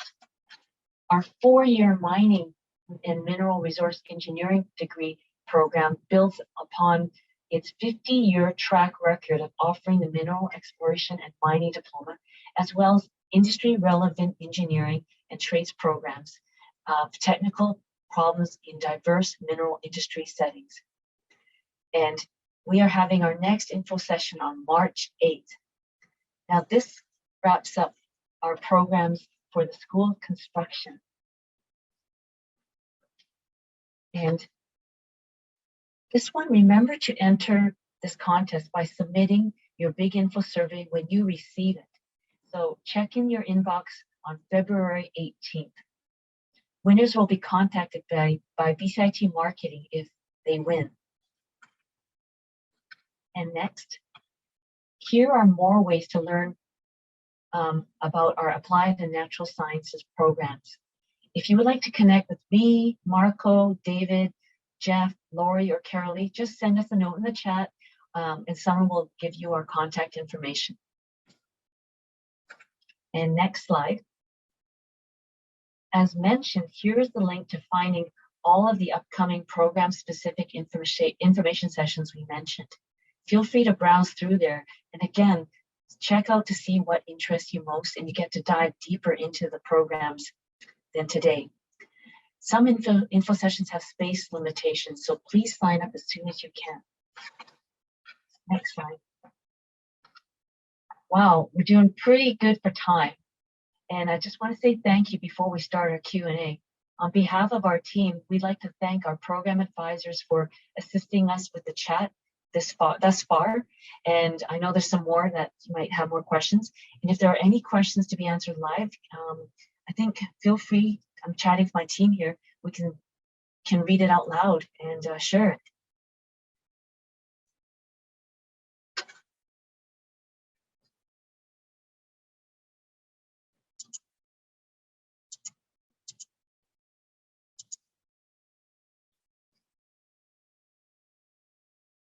So I think we've up to date with our questions here. Marita, I'm almost thinking that we have anticipated their questions and have answered them with our presentations these so far. I know. Actually, Marco, thanks. I think, you know, we're actually on time because our session finishes at 5:50 p.m. And again, I want to thank everybody for taking time out. And also, I hope you found this helpful, and we hope to see you at BCIT. We'd also like to give a shout out to our program advisors and all the BCIT events for their support. And we really hope you can stick around for the next session, which is Computing and IT at 6 p.m. And also at 7 p.m. we have the Indigenous Initiatives as well. And I'm going to talk to my team. If there's anything else to add, feel free to jump in.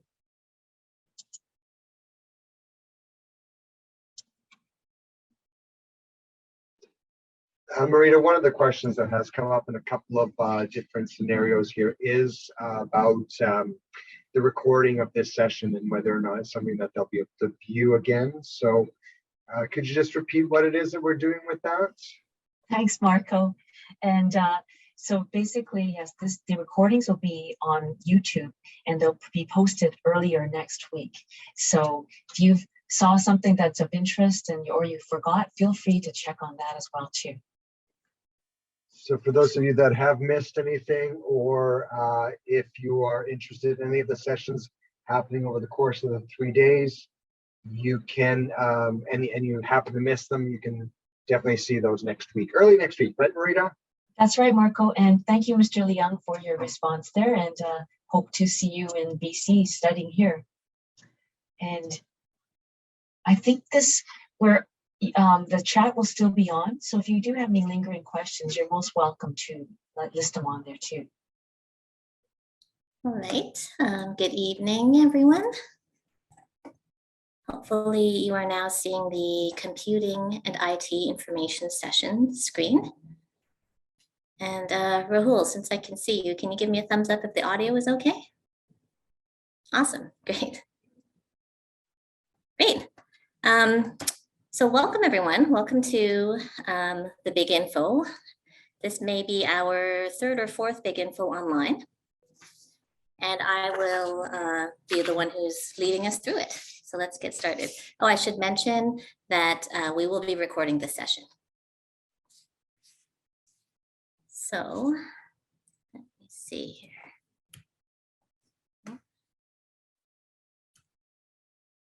Right. So in addition to myself, my name's Donna. We have a number of other panelists here who will be presenting different topics. And also behind the scenes, we have a number of staff who will be answering questions. So as we go through the info session, feel free to ask questions using the Q&A. And a reminder to please be very specific about which program you're asking your question about. Don't just say, when is the deadline? Let us know which program you are asking about. And there are also people from BCIT Program Advising and BCIT International. So you can ask questions about that as well. Yes, so many of you may not be familiar with the webinar format of Zoom, but you should have that Q&A near the bottom. Or if you are joining us from your mobile device, you should also see the Q&A near the bottom. Okay, so I'm going to start off by just giving a general overview of the BC Tech industry right now. And the messaging is very good for BC Tech. It's very strong and continuing to grow right now in British Columbia. So it's a good time to be interested in computing and IT.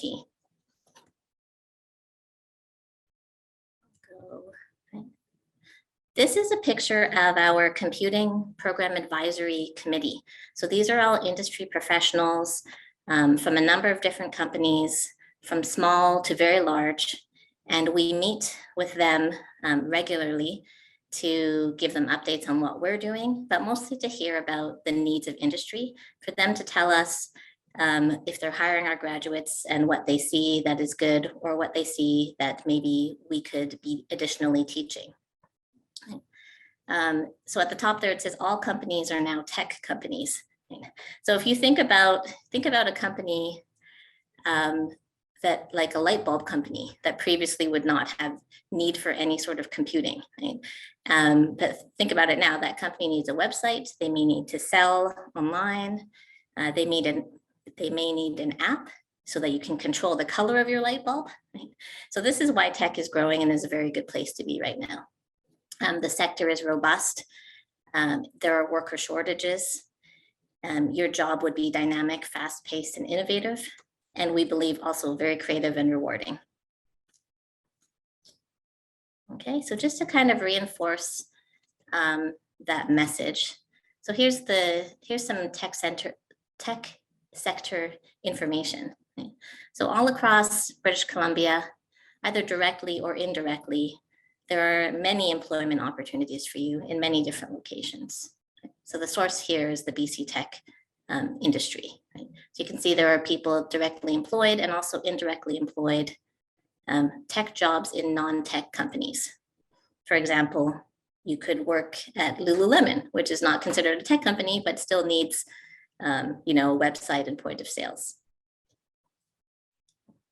So the tech industry is strong and it is also stable, right?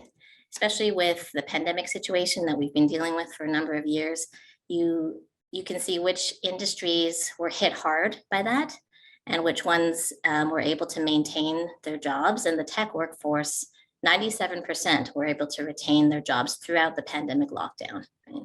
And we see even from the pandemic how vital computing is to allow people to work remotely and from home and to have the infrastructure to support that. So it's strong, it's stable, and it's growing. The projected growth is 17.4% from this source, right?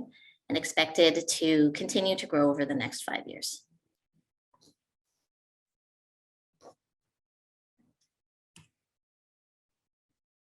And so a lot, right, the majority, 79% of businesses say that the pandemic has changed the way they work and that they now need more employees with IT skills. So we're not just talking about creating websites, we're talking about the people that configure and maintain the infrastructure that supports all of this remote working. Okay, so that was a bit about the tech industry. And now let me talk about BCIT. So BCIT, across our 5 campuses, we have nearly 50,000 students. We are one of BC's largest post-secondaries, and we have the most extensive computing and IT selection in Western Canada. A lot of our programs are fairly short, such as diplomas, so you're ready to work in 2 years. And then we optionally have ways for you to ladder from a diploma into, say, a bachelor's degree. And most of our programs, as fitting to BCIT and its reputation, are very focused on applied learning, real world projects, industry connections.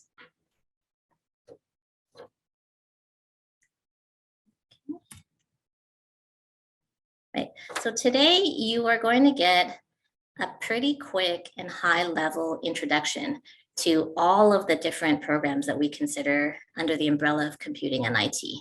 And to try to give some organization to that, we've created these 3 categories. So create, configure, or command.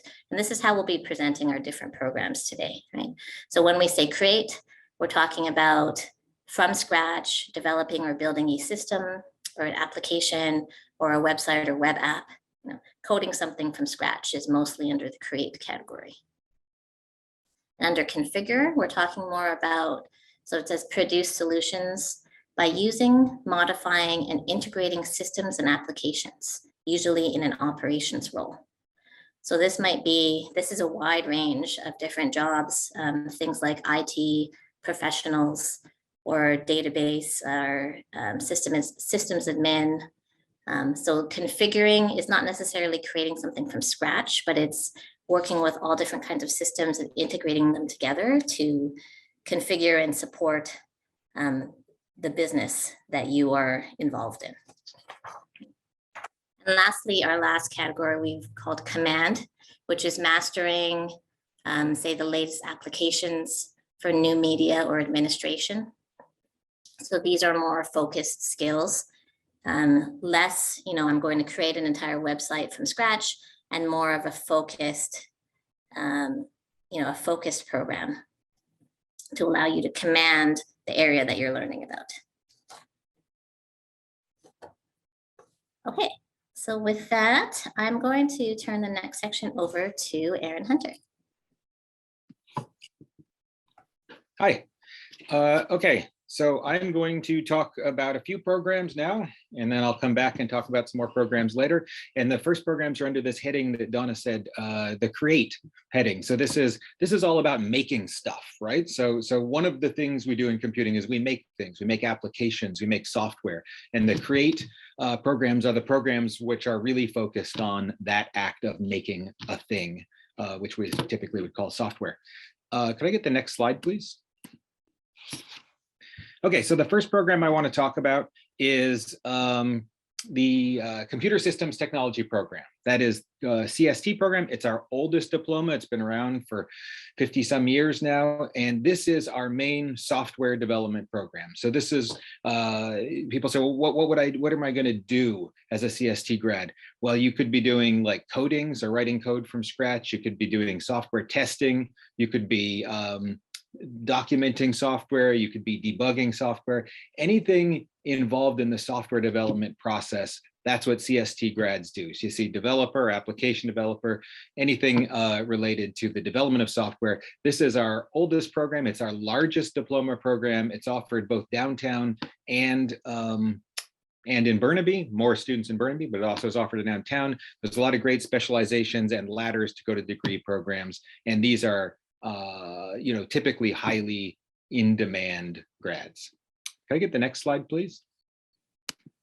From our oldest diploma to our newest diploma, our newest 2-year diploma is the full stack web development diploma. So this is similar to the CST program in that it's about creating something. It's just that this is more specific. So this program is all about creating web applications or websites. And it's called full stack because it's the whole process. So it's doing the interface, which you see when you go to the website. It's doing the database and the backend programming that's hidden from you. It's design. It's working in interdisciplinary teams. It's working on managing projects. The entire process of creating a web application is what they cover in this program. It's been around for about 3 years now. We have some grads out in industry making, this is a really in-demand sector right now. Web development is very hot. These people are in demand. They're getting great jobs. This is offered only starting in September for 2 years from our downtown campus. Can I get the next slide, please? Okay, so those were diplomas. Here is what's called a certificate program at BCIT, Software Systems Developer. This is an 8-month certificate. So it's short, but it's intense. It is like a full-time 8-month training. It's very similar to the full stack web development program in terms of the kind of things you're learning. It's all about full stack web development and a little bit of mobile development. So that you're sort of trying to get into junior web developer programs. If you're into like the names of languages, they learn about .NET, Node.js, Angular, JavaScript. These are the technologies that they learn in this program, and they learn them quickly in order to get in and out of BCIT and into great jobs doing web development and junior programming. Can I get the next slide, please? And the last one I'll talk about for now before I disappear for a second is the front-end web developer program. So I said for a full stack web development and for software systems, the emphasis is on full development of the product for a website. Front-end web developer is just about doing the front end. It's just about designing the interface and programming the interface. So it's a more restrictive topic that you're learning about. So it's a shorter program. It's 6 months, but it's really focused on all aspects of the front-end development. So that's designing and programming. And you see UX designer there. That UX stands for user experience. So these are people who work on just how do you make, not necessarily make the site look good, but make it usable by human beings to find the products you want and do the things you want to do. So the front-end web developer program, again, 6-month intensive full-time program intended to get you out to get jobs writing JavaScript, HTML code as a web designer or front-end developer. And I'll step back while somebody else talks for a minute.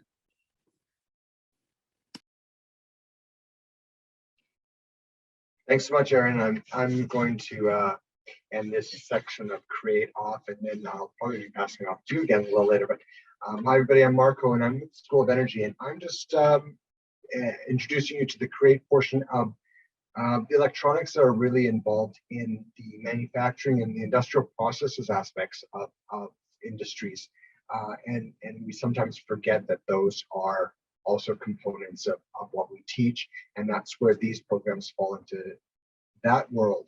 And the Electrical Engineering and Technology program, which is formerly known as the Electrical and Computer Engineering Technology program, we simplified a little bit, it really involves the design and development of new electrical and computer applications.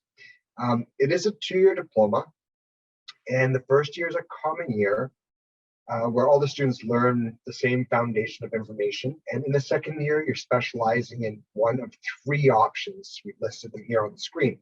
The automation and instrumentation is where you'd be involved in the design, the application, and support of electronic and computer-based automation systems. You'd be interfacing network computers and electronic equipment, from pneumatic and hydraulic to mechanical and process systems. So you can imagine how that would work. You would be the one really designing that electric arm to be able to take that piece off of that conveyor belt.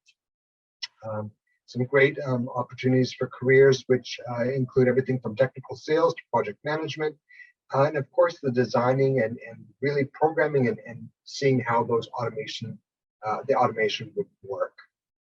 Second one that we've got here is the electrical power and industrial control. And now this is the technology that is used in the utilities, in industrial and commercial and residential applications.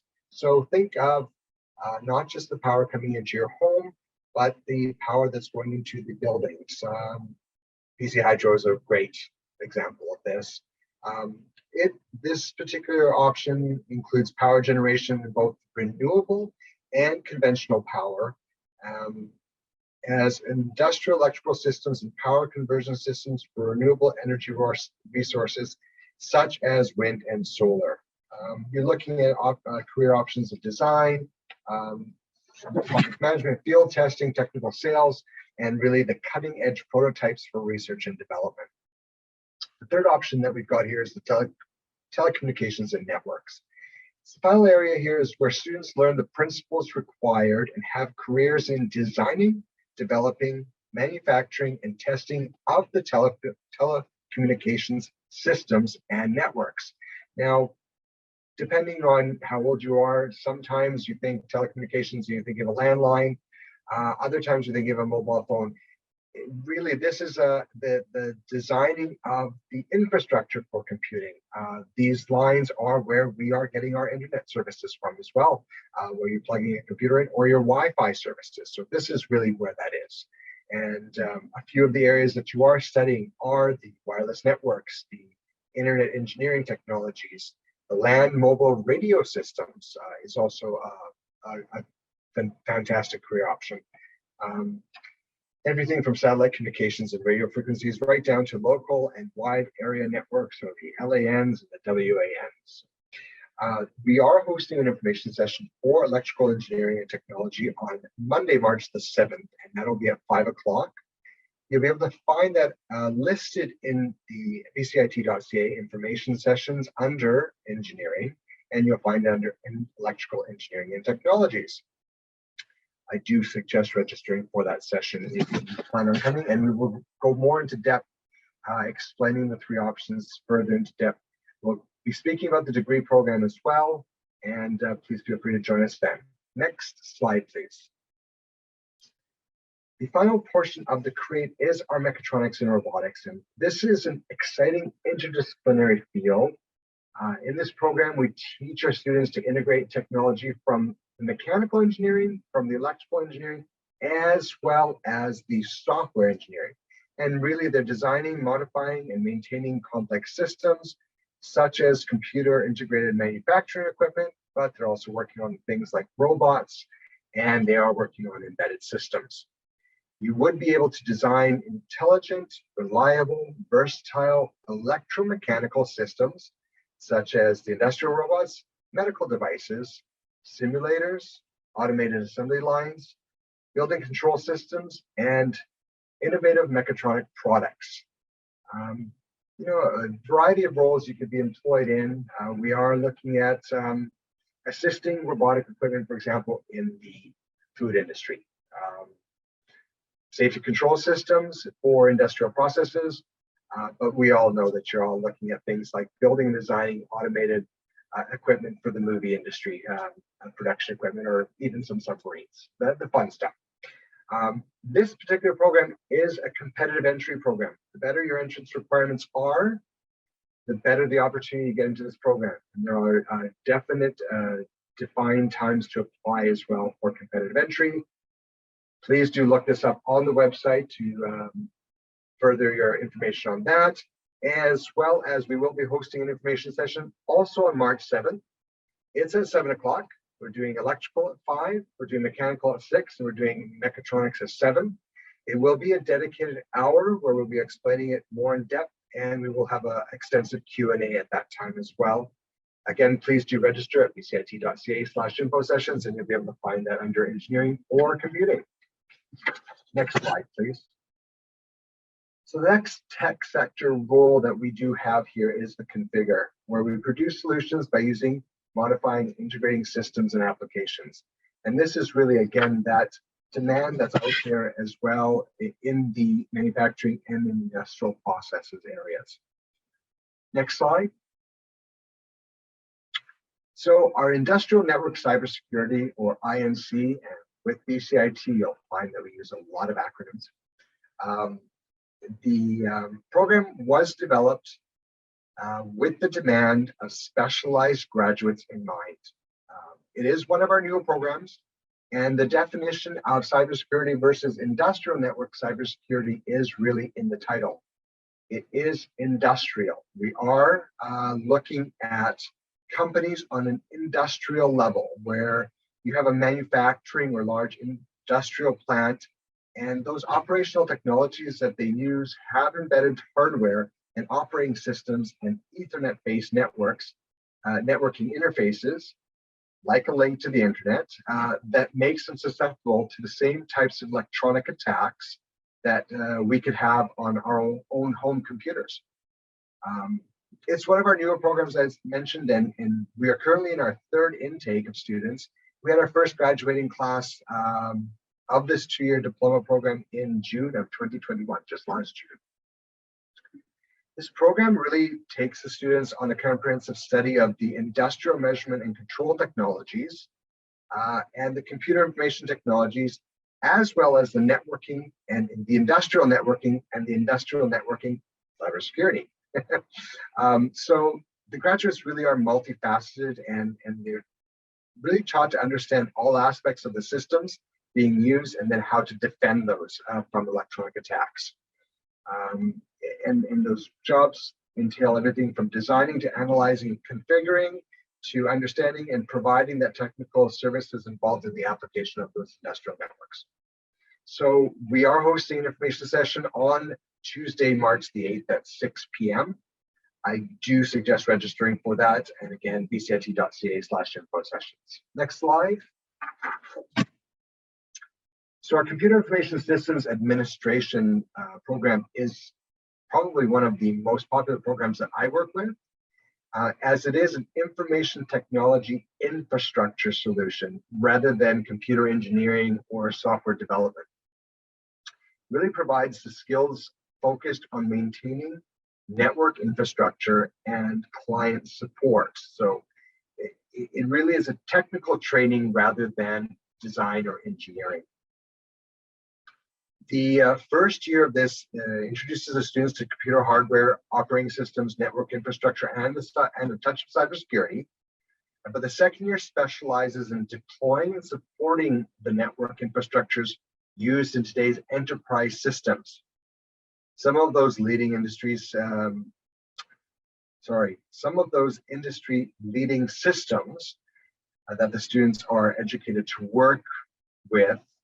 And you probably heard some of these are Cisco systems, of course, Microsoft, Fortinet, Juniper, Palo Alto, Red Hat, Oracle, and VMware. And where you would be employed are the internet service providers, the governments and municipalities, hospitals, management companies, airports, many small businesses, really anybody that needs that maintenance of the systems within their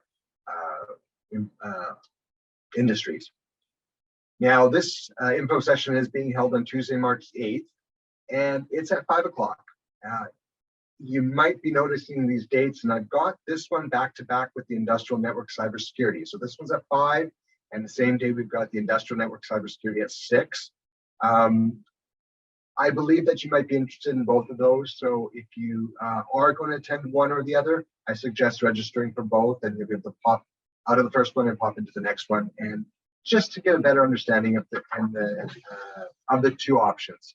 I also will point out that we will be covering off some part-time studies in the Computer Information Systems Administration that we do have in terms of certificates on that. And I will say our Computer Information Systems Administration program fills up very quickly every year, and I might even be full for September already. I'm not discouraging you from applying because it is quite early still. We don't know what people's lives will be like by September, but it does fill up very, very quickly. So just passing it along. Next slide, please. I did include this particular program, the Telecommunications Systems Technician program, in as it really does cover off the infrastructure that would be used in a program such as the Computer Information Systems Administration. It's really a foundational support for the industry.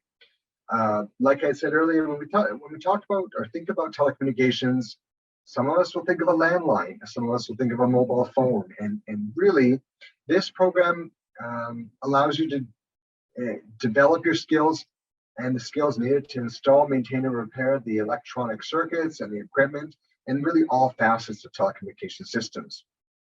Another trait that's not recognized often enough is that this program is also an infrastructure foundation for this computing sector, and you're establishing the physical basis on which these computers the computer industry can run on.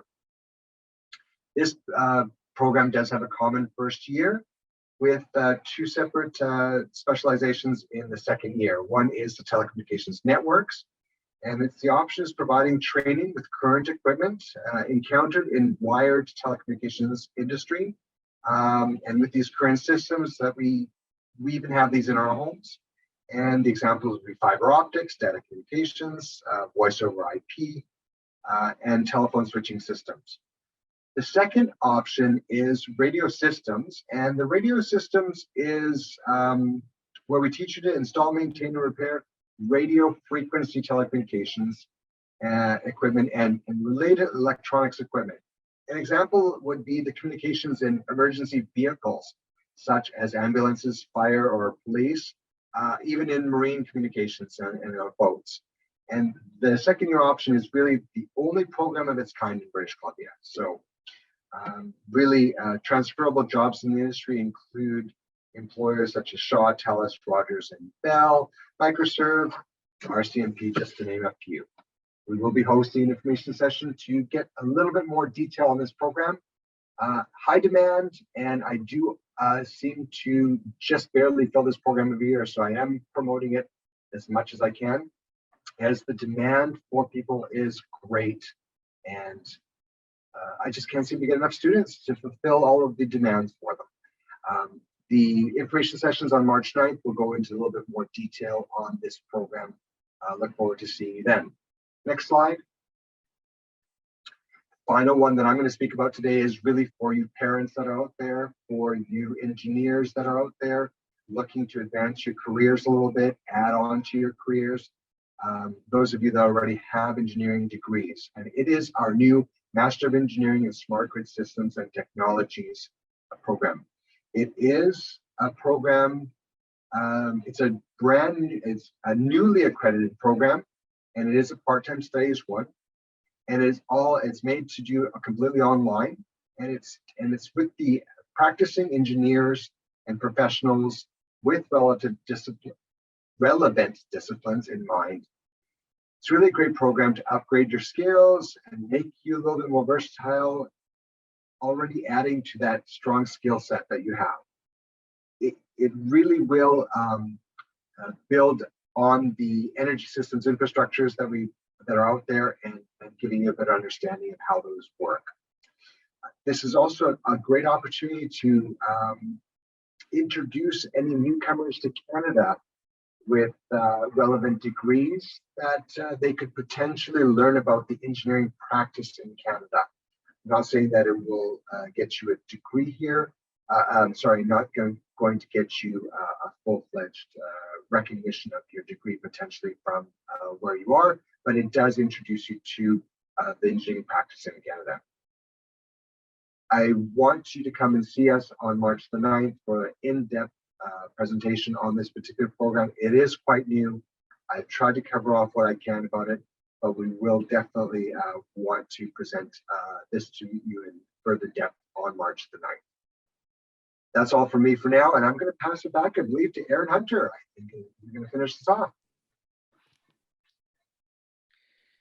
Thanks, Marco.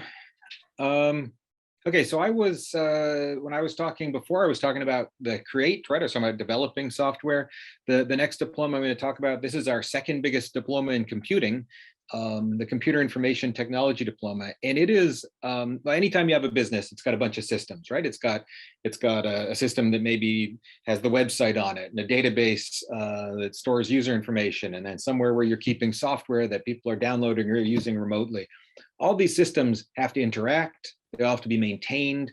They all have to have occasionally scripting, little bits of code added to them. They have to be kept up to date. All of that work has to be done by somebody. It's done by IT professionals like the grads of our Computer Information Technology Diploma. So this is a 2-year diploma to train IT professionals using sort of state-of-the-art industry standard technology. And you can see the list of grad jobs there: user support, systems integrator, network administrator, DevOps. That's a portmanteau of development and operations. That's a very hot topic right now. So it's people who work at the intersection of the software development process with the operations process, or how you deploy the code or the applications that people develop. That's a very hot thing. But the people coming out of the CIT program generally work in systems integration, system maintenance, testing, documentation, sometimes development, data analysis, varied things, all of the stuff that you need to have an IT system and an IT company running beyond writing software from scratch. Okay, can I get the next slide, please? Technology support professional. So this is another one of these certificate programs. This is a 10-month certificate. This is exactly what it says. It's a program to teach people how to be technology support professionals. So that means people who help other people use their technology. So this could be IT help, IT tech support positions, help desk, could be junior network administration. These are people who have to help other people use systems and software. So this can mean, checking status of hardware and software, swapping in new hardware, updating software, helping users do troubleshooting, any of that sort of stuff. We've all worked with technology support people before in some capacity. This is our program to teach people how to do that job and get more tech support people out in the world. This is offered downtown, 10-month certificate. Next slide, please. Okay, geographic information systems. This is a advanced certificate. This is actually not offered out of my department, but it is very related material. So I've been talking about people doing systems development and systems integration, and this is geographic information systems. So this is the same kind of topics, writing software, maintaining systems. It's just that it's really targeted to geographic information systems.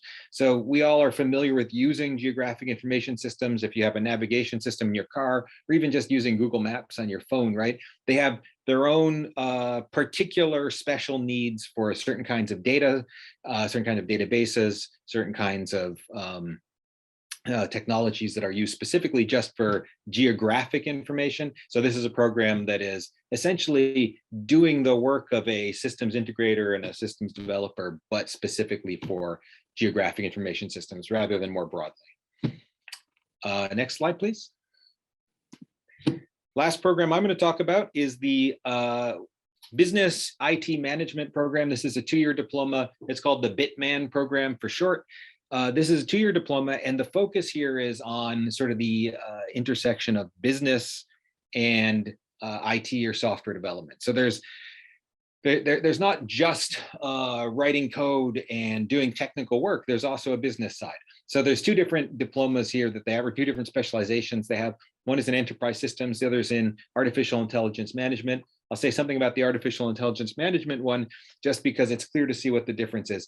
An AI developer writes code or develops systems that use AI to solve problems. But you need somebody to connect that to the business needs of a company, right? So there might be an actual business problem you want to solve, not a technical AI problem, but a business problem. What the BITMAN graduates do is they connect those 2 groups. They connect the people who know all about writing the AI software with the business people who know about what the business process is and what they're trying to solve. So BITMAN grads can have a variety of different roles. They can consult with clients about system requirements. So what does the system have to do? They can map out business processes to show it to clients so that they can understand what the software is going to have to do. They can create data models, design solutions, so how this IT system is going to work, and then you hand it off to somebody like a developer or an IT systems engineer to do the technical side of that work. And the one program is AI management, the other is broadly enterprise systems management. 2-year diploma offered out of the School of Business. And I think I'm going to hand off to Dave now. Thanks, Aaron.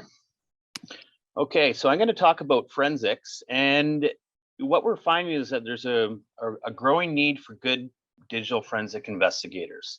So if you have an interest in trying to determine how something happened, like a network attack, or who did it, this could be a program for you. Our digital forensics and cybersecurity program, we offer both an advanced certificate and a Bachelor of Technology. And there are many different types of jobs that we find our students get within the world of digital forensics and cybersecurity. It could be from a digital examiner who examines evidence contained on items like cell phones or computers or other, IoT devices, or it could be even someone getting a job as a cybersecurity analyst working for Amazon to prevent and investigate what we call unauthorized network attacks. Our program is part-time, so courses happen at night and on the weekend, so you can still work a regular job and get an education. We also have a full-time day school program in the digital forensics and cybersecurity as well too. So if you're looking for something full-time, we do offer that as well as our part-time studies program. In order to apply for our advanced certificate or Bachelor of Technology, you need to have completed at least 60 credits of post-secondary education in a computing-based program or IT before entering our program. And again, we don't have any what we call direct entry from high school. You do have to have at least 60 credits of post-secondary to join our program. We will be having a more in-depth info session on April 25th. And I'll see if I can get a link out within the chat as well too. So that's coming up. Next slide, please. So the following programs are geared towards mastering the latest in digital software and applications. Next slide, please. So these types of programs would include our advanced certificate or Bachelor of Technology in Crime and Intelligence Analysis. So in these programs, our students learn how to conduct investigations using tools and techniques using, analysis, crime mapping, and different types of statistical software. Most of our graduates are employed in crime, intelligence, security sectors, often doing what we call high-level intelligence work. Again, similar to our Bachelor of Technology in Digital Forensics and Cybersecurity, you do have to have completed at least 60 credits of post-secondary before entering this program. So for both of the programs I've discussed, A lot of our students will work in law enforcement, forensics labs, for different provincial investigation agencies, insurance companies, and large corporations like Amazon and different places like that. So if either of these programs are interest to you, again, we've got an info session coming up on April 25th, where we'll kind of get into a lot more detail about the programs themselves, also the careers that our students are getting into once they graduate. So thanks again for listening. And if you have any more questions about these two programs, I'll be hanging out in the Q&A, and I'll pass it back to Donna. Thank you. So now, still under the command category, but very different, I'll talk about this part-time certificate in technical writing. Right? So the topic here is computing and IT, but also people don't think about the technical writers. You know, if you've created a product, you probably need a user manual for that. And who's going to be writing the user manual? Not necessarily the software developers or the creators of that product. Right? So if you are good at communicating, and you also enjoy creating, editing, publishing content on technical topics, this might be a good fit for you. Right? So a typical grad job would be a documentation specialist, or a web content writer or editor, someone who's creating the words that go on that page, or someone who's creating training materials or online help materials. It can be harder than you think, actually, to write about a technical topic in a simple and understandable way for someone. So if that sounds interesting to you, that's also available, and it's done part-time, so evenings or weekends. And there's an info session coming up on March 31st. And another kind of different, but still in the tech sector, is our OAT program, Office Administrator with Technology.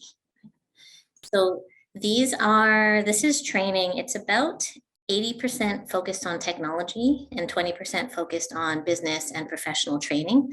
So this is mastery of business applications, you know, for example, Excel spreadsheets or things like that, to allow the grads of this 5-month certificate to become administrative assistants or receptionists or coordinators or clerks, such as accounting clerks. So in just 5 months, you can gain the certificate, and it does have practicum as well. So often the grads of this program are already familiar with places that they would be working afterwards, after graduation. And there's a planned info session on March the 2nd for that program. Right, now I'm going to turn it over to Kevin. Thanks, Donna. Part-time studies parallels everything that we do in full-time, course by course, one course at a time, and at nights and on the weekends. If you are interested in learning to be a software developer or a web developer or a database administrator or an analytics practitioner, you can do all of that part-time, course by course. We also do training on individual software products, network and agile development. So this is all available entirely part-time, one course at a time, pay as you go. You need to have the equivalent of grade 12 English and math in some cases in order to proceed with these courses. And there's also the ability to ladder into credential programs, certificates, a diploma and degree entirely part-time. Could I have the next slide, please? So part-time studies, nights and weekends, one course at a time. Most part-time students do not take any more than 2 or 3 courses at a time if they're working. The workload for each course with class time and homework and reading can be 15 hours a week. So if you're working full-time, you probably don't want to take any more than 1 course at a time. We offer over 150 courses every term, so that makes about 500 courses a year across 4 term starts. And these are laddered into 15 different programs, including a diploma and a degree. If you want to find out more, come to our information session on March the 3rd. And that's online as well. And it's on the Part-Time Studies website Please watch my info session video and read the student guide before you attend the info session on March the 3rd. Thank you. Thanks, Kevin. All right. So that is the overview. Enough programs mentioned, hopefully, for you. As I said, this is just to give you a taste, and you can see that many of the programs have planned info sessions where you can learn a lot more details. And also those people are available now in the Q&A. Right? So I'm just going to bring us home here. So say you saw or you heard of a program that's interesting to you and you start doing some investigation and you look up the entry requirements, and perhaps you don't quite have those entry requirements, or perhaps you do have them, but you don't think your grade might be high enough, especially for some of those competitive entry requirements. So then BCIT has upgrading available as well. So if you need to take a course to be eligible for entry, or if you want to upgrade your grade on a certain course, for example, you have a Math 12 course, but you don't think your grade is high enough, you can take a BCIT math course. So, so look at bcit.ca/upgrading, and you can find out how you can do that.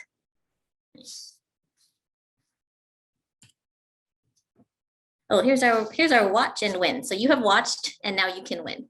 So sometime after this session, you should be getting a link to a survey. And if you fill out that survey, you'll be eligible to win one of 3 $1,000 tuition prizes for BCIT. So that's a big chunk. So look out for the survey and fill it in, and the winner will be chosen on February the 18th. There's links there about who's running the contest and what the rules are there. Okay, right, so there's a lot of information that got thrown at you, and you may be wanting to know more about when was that future info session that was mentioned, or what does the campus look like? Or I still don't know which program is right for me. Who can I talk to further, like a program advisor? Right? Or I want to learn more about the admissions or potential upgrading for a specific program. Right? So all of these, we've tried to lump all of these things that we think you'll be investigating and wanting to know more about into one single link. So it's bcit.ca/experience. So that's a good starting point. If you have heard all of this and you want to go away and think about it and then come back and learn a little bit more. Okay. So this is the last slide. So if you have any questions you've been saving till the end, now is the time to use that Q&A box. If you asked a question that hasn't been answered yet, I see there's a few waiting in the queue. Or if you asked a question and you got an answer and you want to know more, now is the time. Right? So from now until when the next session begins, we'll have our people behind the scenes typing away, answering questions. And again, a reminder to please be specific when you're asking your question. Which program specifically are you asking about, if you know? So that is it. I thank you very much for spending your Tuesday evening time listening to us all talk. We think we've got some really great programs here, and I hope that it wasn't too overwhelming and that maybe something caught your interest, or maybe if you already were interested in a program, maybe today just reinforced why you should go into that program and what kind of great future awaits you in the computing and IT sector. I see some things going in the chat from some of our program advisors, so there's some contact info there. And let's see. I might just scan through. Actually, as I was watching the Q&A, I noticed that no one really asked about co-op, and we didn't really mention co-op. Okay. So I'd just like to mention every program is different, but there are a number of these programs that have the co-op work experience, which you can apply for once you have entered the program. And some of them, or some of the programs will have practicums, which are a little bit different than co-op. But because BCIT is so focused on, applied learning, part of that applied learning, a big part of it is getting you experience before you graduate. Right? Because the big thing about graduating and trying to find a job is that a lot of those job descriptions will require you to have some sort of previous experience. So our programs, our co-op programs or our practicum programs will help you to get that experience. And a number of these programs additionally have projects. They'll have courses where you must take the course, or everyone must take the course. And you might work on projects for an industry sponsor. BCIT has a lot of great industry connections, and our sponsors submit projects and our students do those projects. So you'll have a great portfolio of completed work ready to put in your resume when you are applying for jobs. Oh goodness, so I see more questions popping up. So feel free to keep asking questions. We still have lots of time to answer them. We have a lot of people who can type very quickly and who have all the knowledge.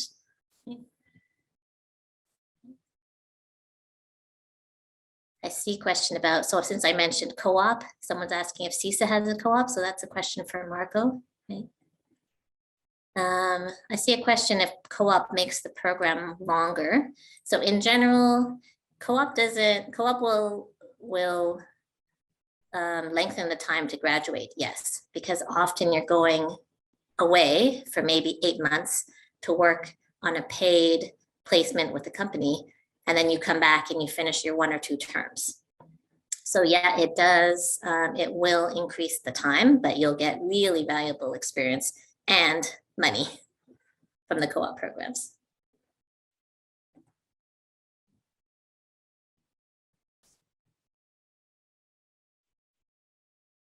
Good. So questions are still being answered.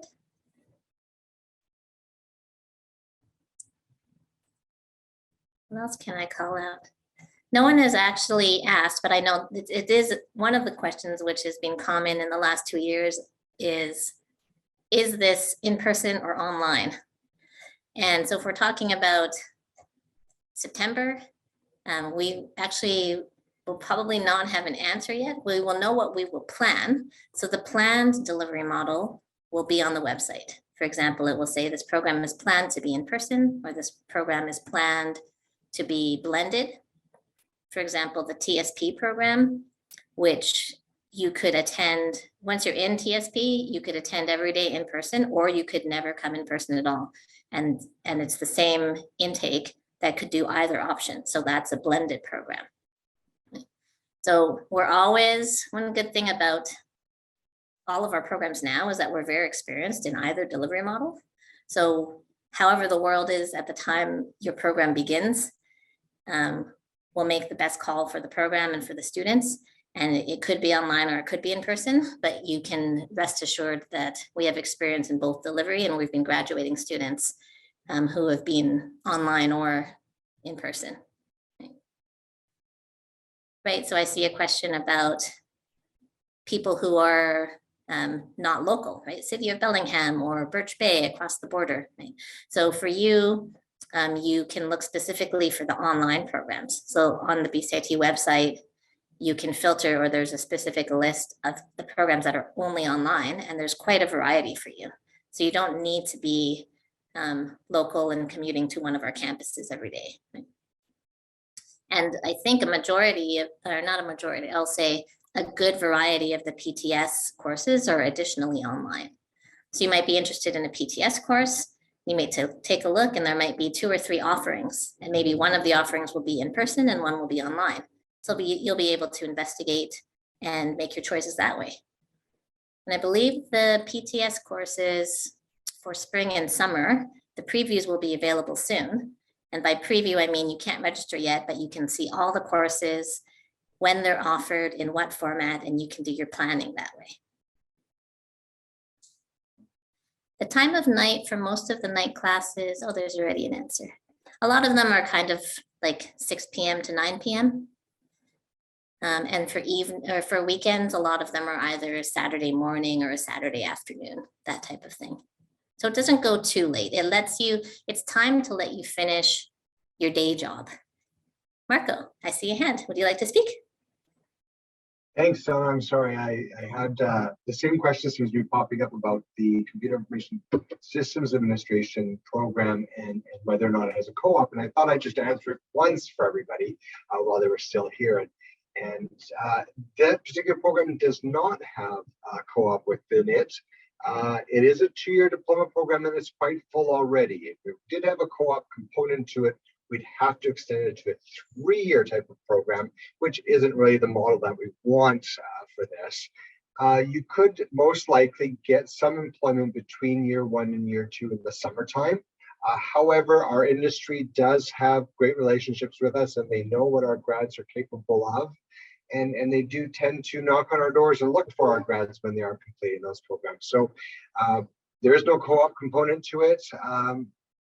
However, like I said, industry does know what we're capable of and what you would be capable of as a graduate. That being said, there's one more portion of it, and I think it's been answered, so never mind. Thank you. Thank you. Hopefully I didn't open up a can of worms by mentioning co-op, but it's just, I know it's typically a big question and we didn't really mention it. So I thought I would just mention it, but yeah, it depends on, it's program by program. Absolutely. And thanks, Donna. No, I don't think that, I think it's great to have that conversation about the co-op. One other question that came up about the CISA program, and it's really the experience that, and I just saw the question again, I'm sorry. So the experience that people have had in industry currently or working with, and they want to know if it would give them an advantage to get into the program. The CISA program is exceptionally popular, and I get that all the time. You know, I've been working in this, and unfortunately, I have to tell you all that it is still a first qualified, first in program, like a lot of programs at BCIT. The earlier that you apply, the better the chance that you have to get in. The only one that I identified was mechatronics and robotics as a competitive entry, and that's. However, the CISA program is really a first qualified, first in. So thanks, Donna. Thank you. Yeah, so again, various programs have different entry models, right? Some are first qualified, first accepted. Some are competitive entry, where they don't look at the applicants at all until after the deadline has passed, and then they look at who applied and they will evaluate them. So it's different for every program. And it's usually, the difference is usually based on demand and timing. Will the session be uploaded? Oh, will tomorrow's session be uploaded? Because someone wants to attend a session tomorrow and is not able to. That's a good question. I will let someone from our events group. Oh, or maybe Marco. All sessions will be recorded and they will be put onto YouTube early next week. So you'll be able to get caught up on the ones that you missed, or re-watch the one like this one tonight. Thanks. Okay, great. Yeah, so every session will be recorded, so you don't have to worry too much about missing one. It's just if you miss one, you may not be able to live ask your questions. So I think I should be wrapping this up now. So I should probably stop sharing. I'll stop sharing. So I think there's maybe 4 more minutes where we're all booked for. So continue to ask questions in Q&A. And then I think at 7, at 7, there's another session that's going to be starting. But our folks will hang around for just a few more minutes and continue answering questions. Right? And once again, everyone, thank you very much for your time. And I hope that this session was helpful for you. All right, bye.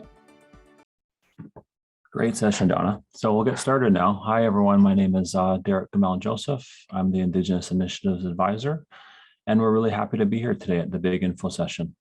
I'll be going over a few things around our services here and some of the work that we do as a team, as well as some of the partnerships we've built.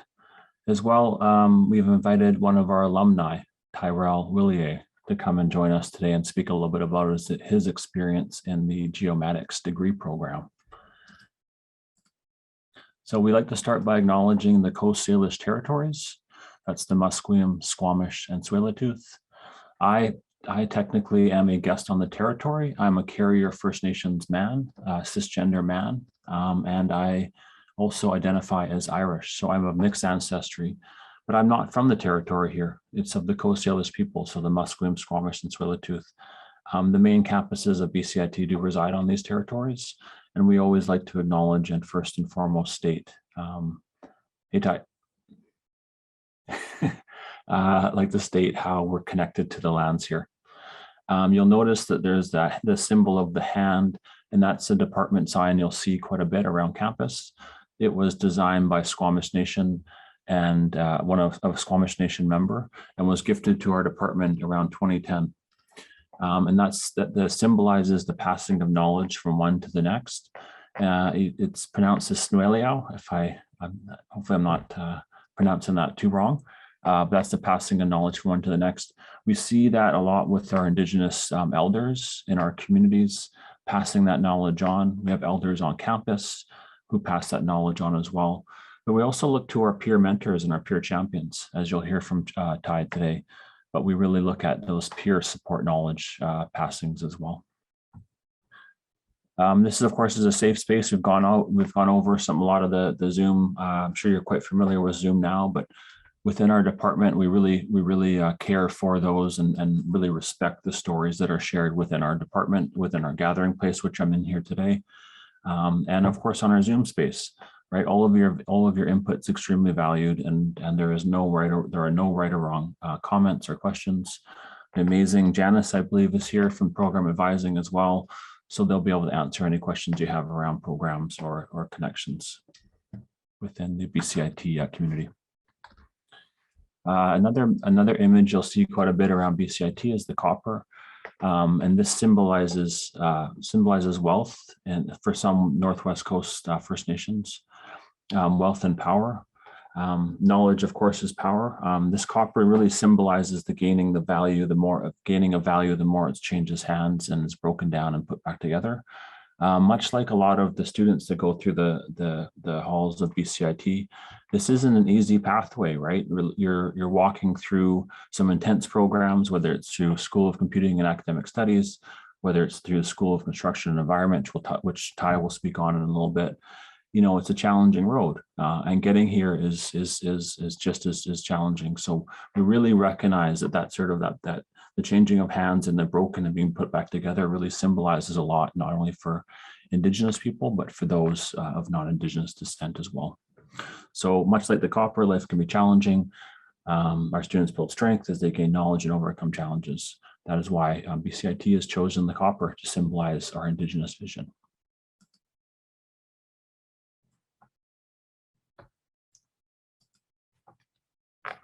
So who are we? Who is the team? It's myself, as you've seen. Let me just switch over to the other slide here. Our department also consists, of course, of our executive director, Corey Wilson. She's Indigenous Initiatives and Partnerships Executive Director. She's of Kwakwaka'wakw descent, of the Kwakwala speaking people. She has been with BCIT leading the Indigenous Vision, which is our Indigenous Strategic Plan. She works in partnership with the Associate Director, Tammy Pierce, who's of Shimshan descent, and she is also of Japanese ancestry.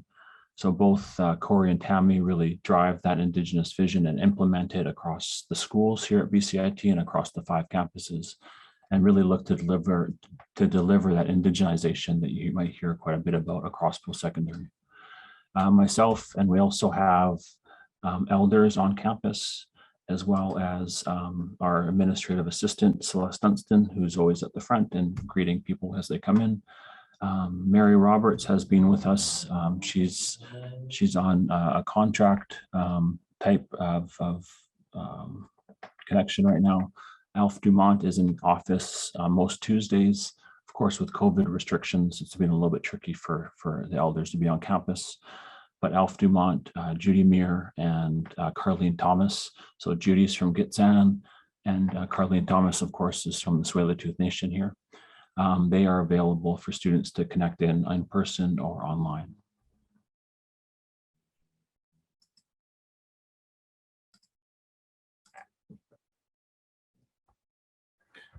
So the welcoming of the community, and what does it look to be a student such as yourself looking at BCIT, and you have Indigenous background. So a lot of the times we're helping out with applications and navigating a lot of the funding applications that come in, as in those applications that are going to your Indigenous sponsor. So generally we look at getting started with our department. You can connect in with, as I mentioned, Celeste Dunstan, our administrative assistant. She can connect you in with myself or one of our team, and you can look over some of the funding requirements. So looking at sponsorship with your Indigenous nation, that can be First Nations, Métis, or Inuit, is a great way to connect in with our area, but of course always as well to connect in with your funding education coordinator within your Indigenous organization or First Nations band or Inuit community. We have access to different connections, of course, throughout the province and throughout Canada. Our department works quite closely with a lot of the nations and Indigenous organizations, so we're very familiar with the way that BCIT connects in with these communities, as well as we work beside a lot of the schools in their indigenization efforts.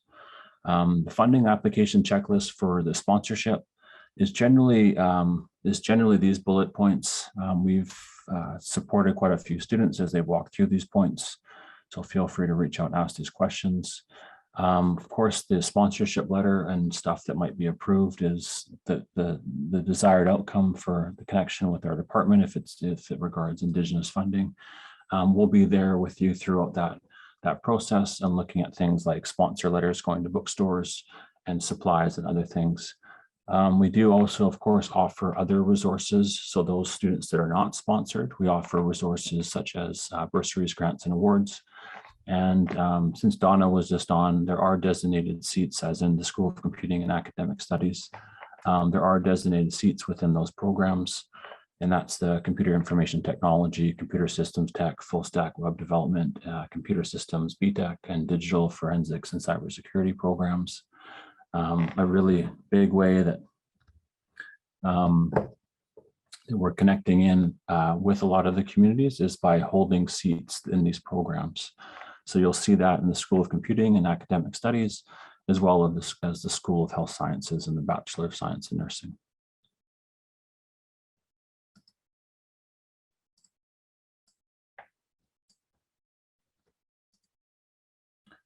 And continuing, I mentioned those students that might not have the sponsor packages or the sponsor connection. A lot of our students are just finding their Indigenous ancestry and are really searching for different ways to get connected within their nations or within their Métis background or within their Inuit background. And we really help to provide support not only through the funding aspect, but also about talking about and feeling comfortable within that identity and ways that you're connecting in with your community and potentially family and relatives that you might be meeting for the first time. We work, of course, very closely. I'm not a clinical counselor. I work quite closely with the counseling department here through the Student Life and Counseling Development, Counseling and Student Development Department.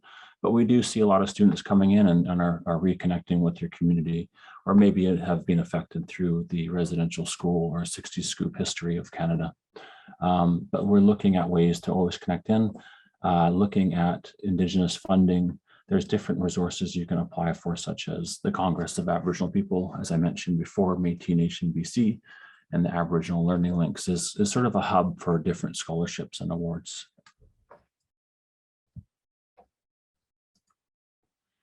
A big resource that Corey and Tammy are working on alongside all the external partners and current students, and actually students that are such as yourselves that are looking at getting more involved within the Indigenous Initiatives Department, as well as the Indigenous support and visioning areas here at BCIT. We offer the Indigenous modules, which are actually accessible to you as a prospective student.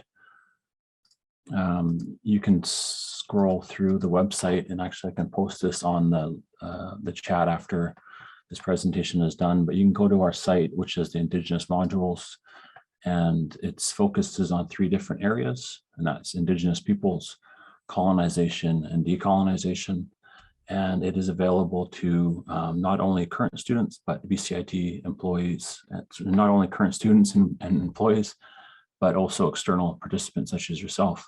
So you would follow the steps here and click on this link, and it would take you to the MOOC 0200 course, which really focuses on the foundational knowledge of history of Indigenous people and really walks you through a lot of that history. Words like reconciliation and indigenization are becoming commonplace and are often followed by questions such as, what do these words mean? So this really walks you through a lot of those questions, and also, of course, provides answers, but also, provides you with a digital certificate digital badge and statement of completion once you complete. This is a widely spread and known course, so it's really good to kind of connect in and get started now if you like.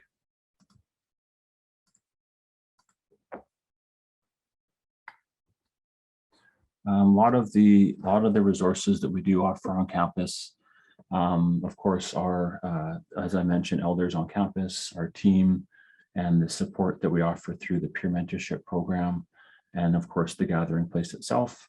But the wraparound support also includes the community support that are offered through organizations such as First Nations Health Authority, the Métis Nation BC, the response programs that they're offering, the BC Association of Friendship Centers, and of course, again, the BCIT Counseling and Student Development team.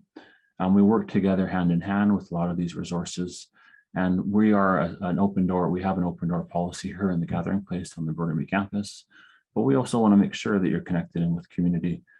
We can't, walk this path alone. We're always connecting and supporting other Indigenous people alongside Indigenous, non-Indigenous people, but looking at ways that we're, connecting in with as many resources as we can, and whatever we can do to support you on your journey is first and foremost for our team. So we'll get to the questions at the end there. I appreciate there's a few coming in. I just wanted to take a second to actually introduce the Bachelor of Science. ATI used to be called the Bachelor of Tech, but now it's a Bachelor of Science in Geomatics. And I just wanted to sort of give a quick intro on what this program is, and then I'm gonna get Ty on here to speak a little bit about his experience within that program.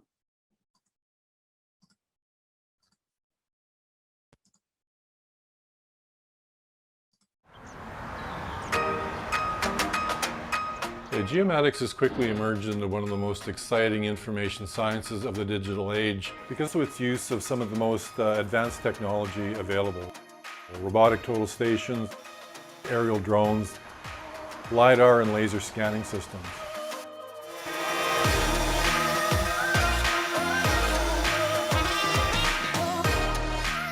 Geomatics is all about capturing, storing, manipulating and presenting geospatial data for use in a wide range of industries such as land surveying and large engineering and construction projects and resource development. The program is currently structured as a 2+2. So what that means is the first 2 years allows students to complete a technology diploma, and then at that point they can choose to enter the industry or return to the program to complete a Bachelor of Science degree. Students get real-world experience with some of the newest emerging technology here, including aerial drones, which have really revolutionized the way aerial mapping is done. Students will use drones here to collect their data, to produce aerial maps and other three-dimensional data that are needed for development and construction use. There's so many different avenues that you can take with this career choice, so the teachers are all very knowledgeable and help you with whichever route you want to take. Actually getting to experience the field part of the survey was something that's, I think, sets BCIT apart from other university programs. Having that field experience was very beneficial to my future.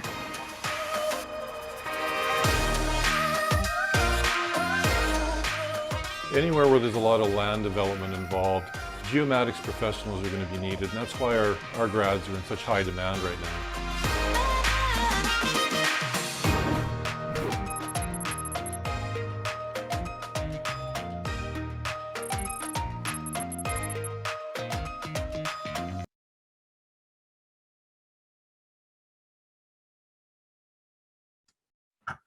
So I think Ty are you back on, are you back in, Ty? I believe so. Can you hear me? Oh, it's going to get the screen back up. Let me just 1 sec here. Yeah, how are you doing? Good. Yourself? Good to see you. Good to see you as well. A little bit of bouncing Nice talk. back and forth with, but I just wanted to give a second, just really welcome you to the session today. And you know, it's individuals like yourself which really drive our department, right? We really value the insight that you bring and the specialization now, of course, with you out in the field. But I just want you to take a sec to introduce yourself. And oh, you're on mute. Hello. Good. Awesome. Hello. Like Derek said, graduate of the BCIT group from 2012 in geomatics. It was called the Tech Bachelor of Technology at the time, but I like that I like to see the science on it now. It's kind of cool. But my background, originally from northern Alberta, also known as, from a small reserve called Sucker Creek First Nation.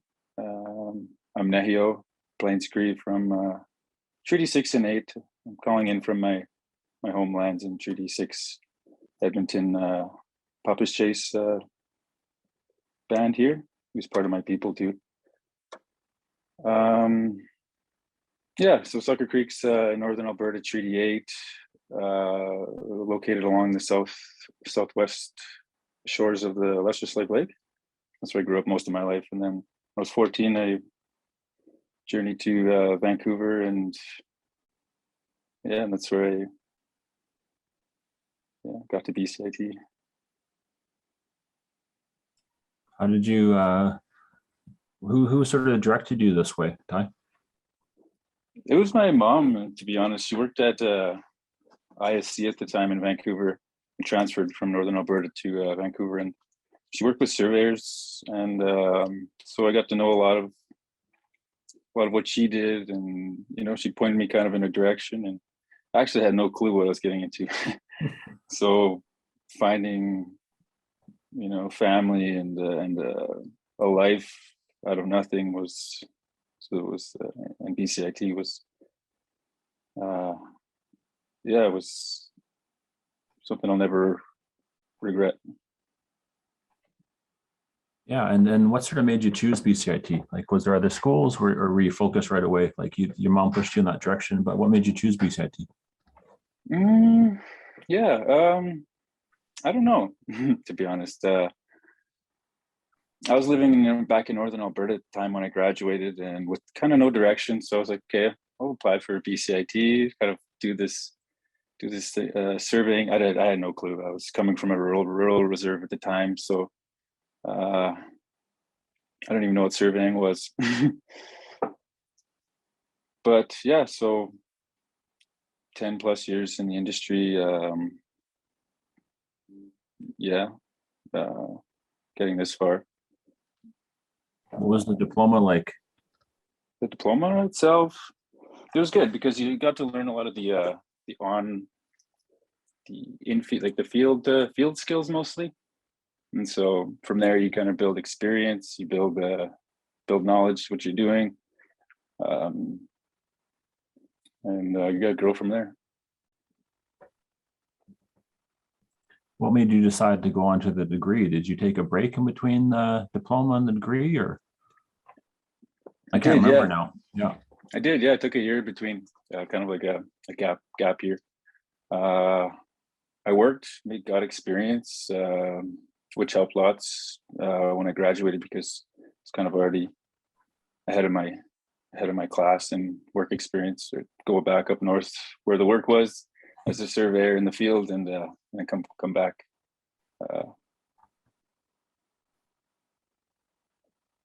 How do you see, like, well, that sort of leads into that.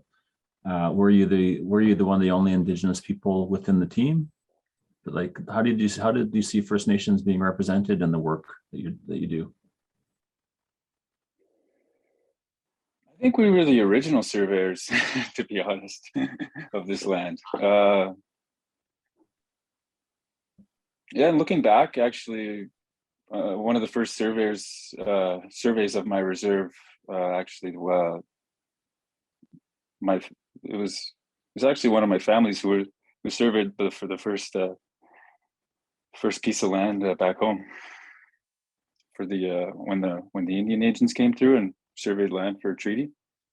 It was actually my grandfather, my great way back in 1899.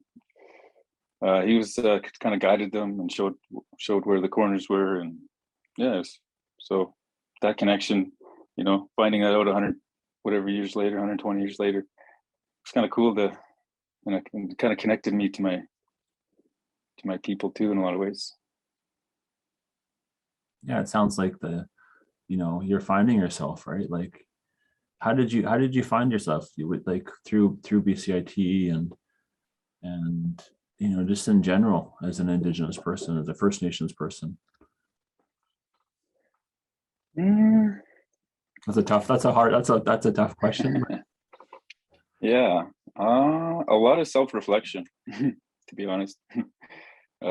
Ceremony, you know, getting to a place where I felt like I can grow, you know, getting to a place where you know, I felt safe in community. I felt safe, and I think, yeah. So it was a lot of, you know, ceremony, a lot of, you know, introspection and yeah, self-reflection all these years. And, yeah, I couldn't have done that without the crew at BCIT, I think, because they offered that sweat lodge at that time, and that was one of the things that really kept me grounded through all those years.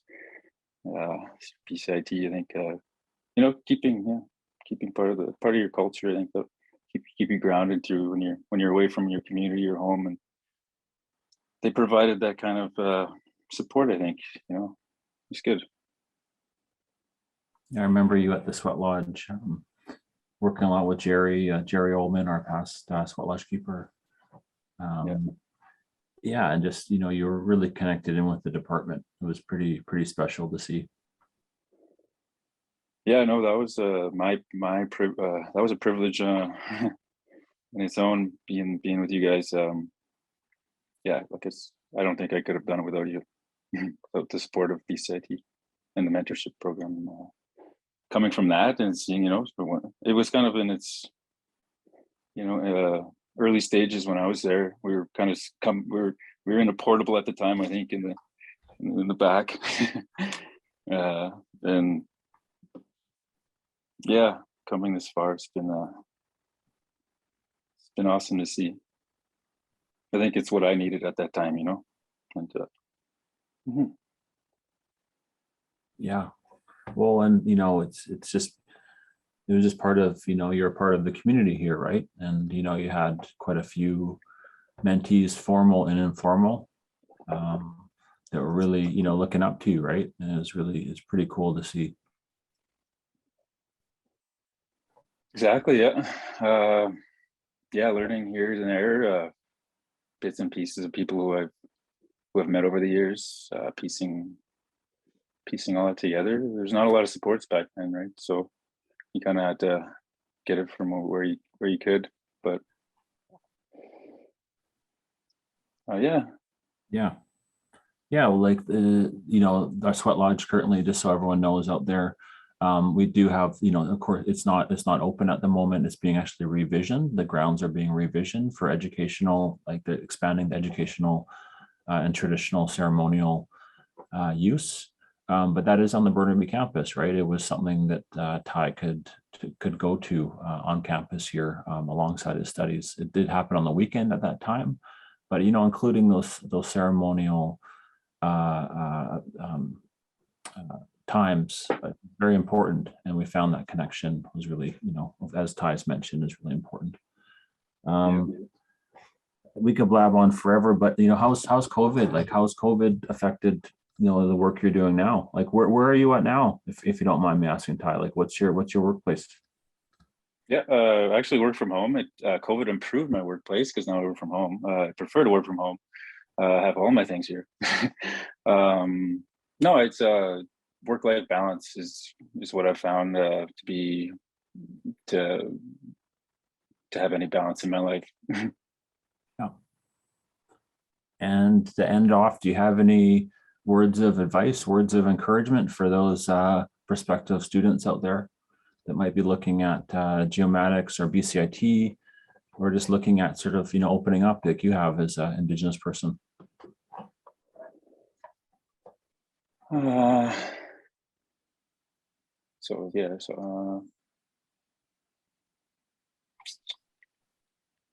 that's what I was gonna say about about being in geomatics and work from home though. But because like in geomatics, you kind of have like a different. It opens up a lot of different opportunities and work avenues, so you can kind of have. You can kind of pick your work too in a lot of ways. Most of it's field or office. So I work for government. I work at Natural Resources Canada, working in the Surveyor General branch. I'm as a Canada Land Surveyor. I forgot to mention that. Sorry, but yeah. So that it was kind of better for me in a lot of ways. In that sense, I can choose where I want to work from home. So yeah, work-life balance. And say that again, Derek. I kind of missed that last question. Just any words of encouragement you have for those like out there in the Zoom world tonight, and just are looking at BCIT or just looking to connect in with Indigenous community. Yep. Bring your perspectives and your strengths, because that's the kind of, I think, what we need these days is to bring our community. I mean, as we do as an urban Indigenous, we carry, I think we all carry our communities on our backs with us. So, stepping into that power, because there's lots of power behind that. And for me, it's just been grounding yourself in, ceremony and self-reflection. And if you're going through tough times, it was a different world for me. I know that coming to the big city, but I wouldn't have changed anything for the world. That's opened up so many more opportunities in my life, and just grateful to be here. And you're an inspiration for a lot of people. A lot of people in our department, a lot of people on the Zoom today, a lot of staff, the fellow BCIT staff. This is what we really, you and others are really what we're here for, and how we're, here to support. That's why we're in our offices and in the hallways here at BCIT as individuals like yourself. So I just want to say, in my language, masi, or thank you so much for taking the time to join us tonight. It's well, Zoom brings us together, right? But tonight, but it's really good to see you. Likewise, Derek. That's awesome. It's all days.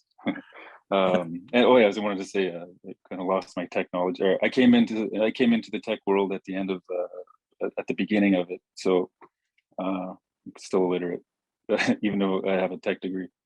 But yeah, thank you for everybody for listening, and yeah, don't give up on your dreams. Yeah, and we're coming to the end of our session.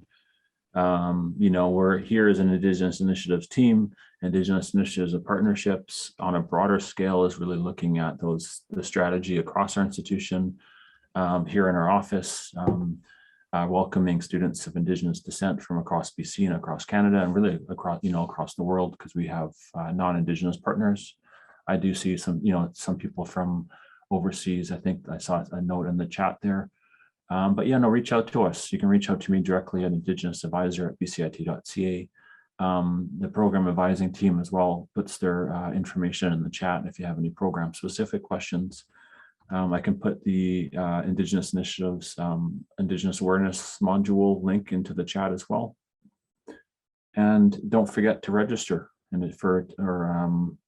you've registered, so your tuition, you're registered to win one of $3,000 tuition prizes from BCIT.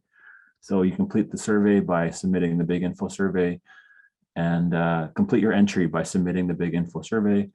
Check your inbox on February 18th. Any questions, the info is there. And of course, there's many other ways to learn about BCIT, attend an info session, check out the 360-degree virtual campus highlights, connect with the amazing program advisor team, learn about emissions and upgrading. And you can also order a 2022 or 2023 BCIT viewbook through the bcit.ca /experience site. So I just want to thank everyone again as we get just a little bit past 7:30, and just we'll leave the chat open for questions. But again, wanted to thank Ty for stopping in, and we'll be around for a few minutes.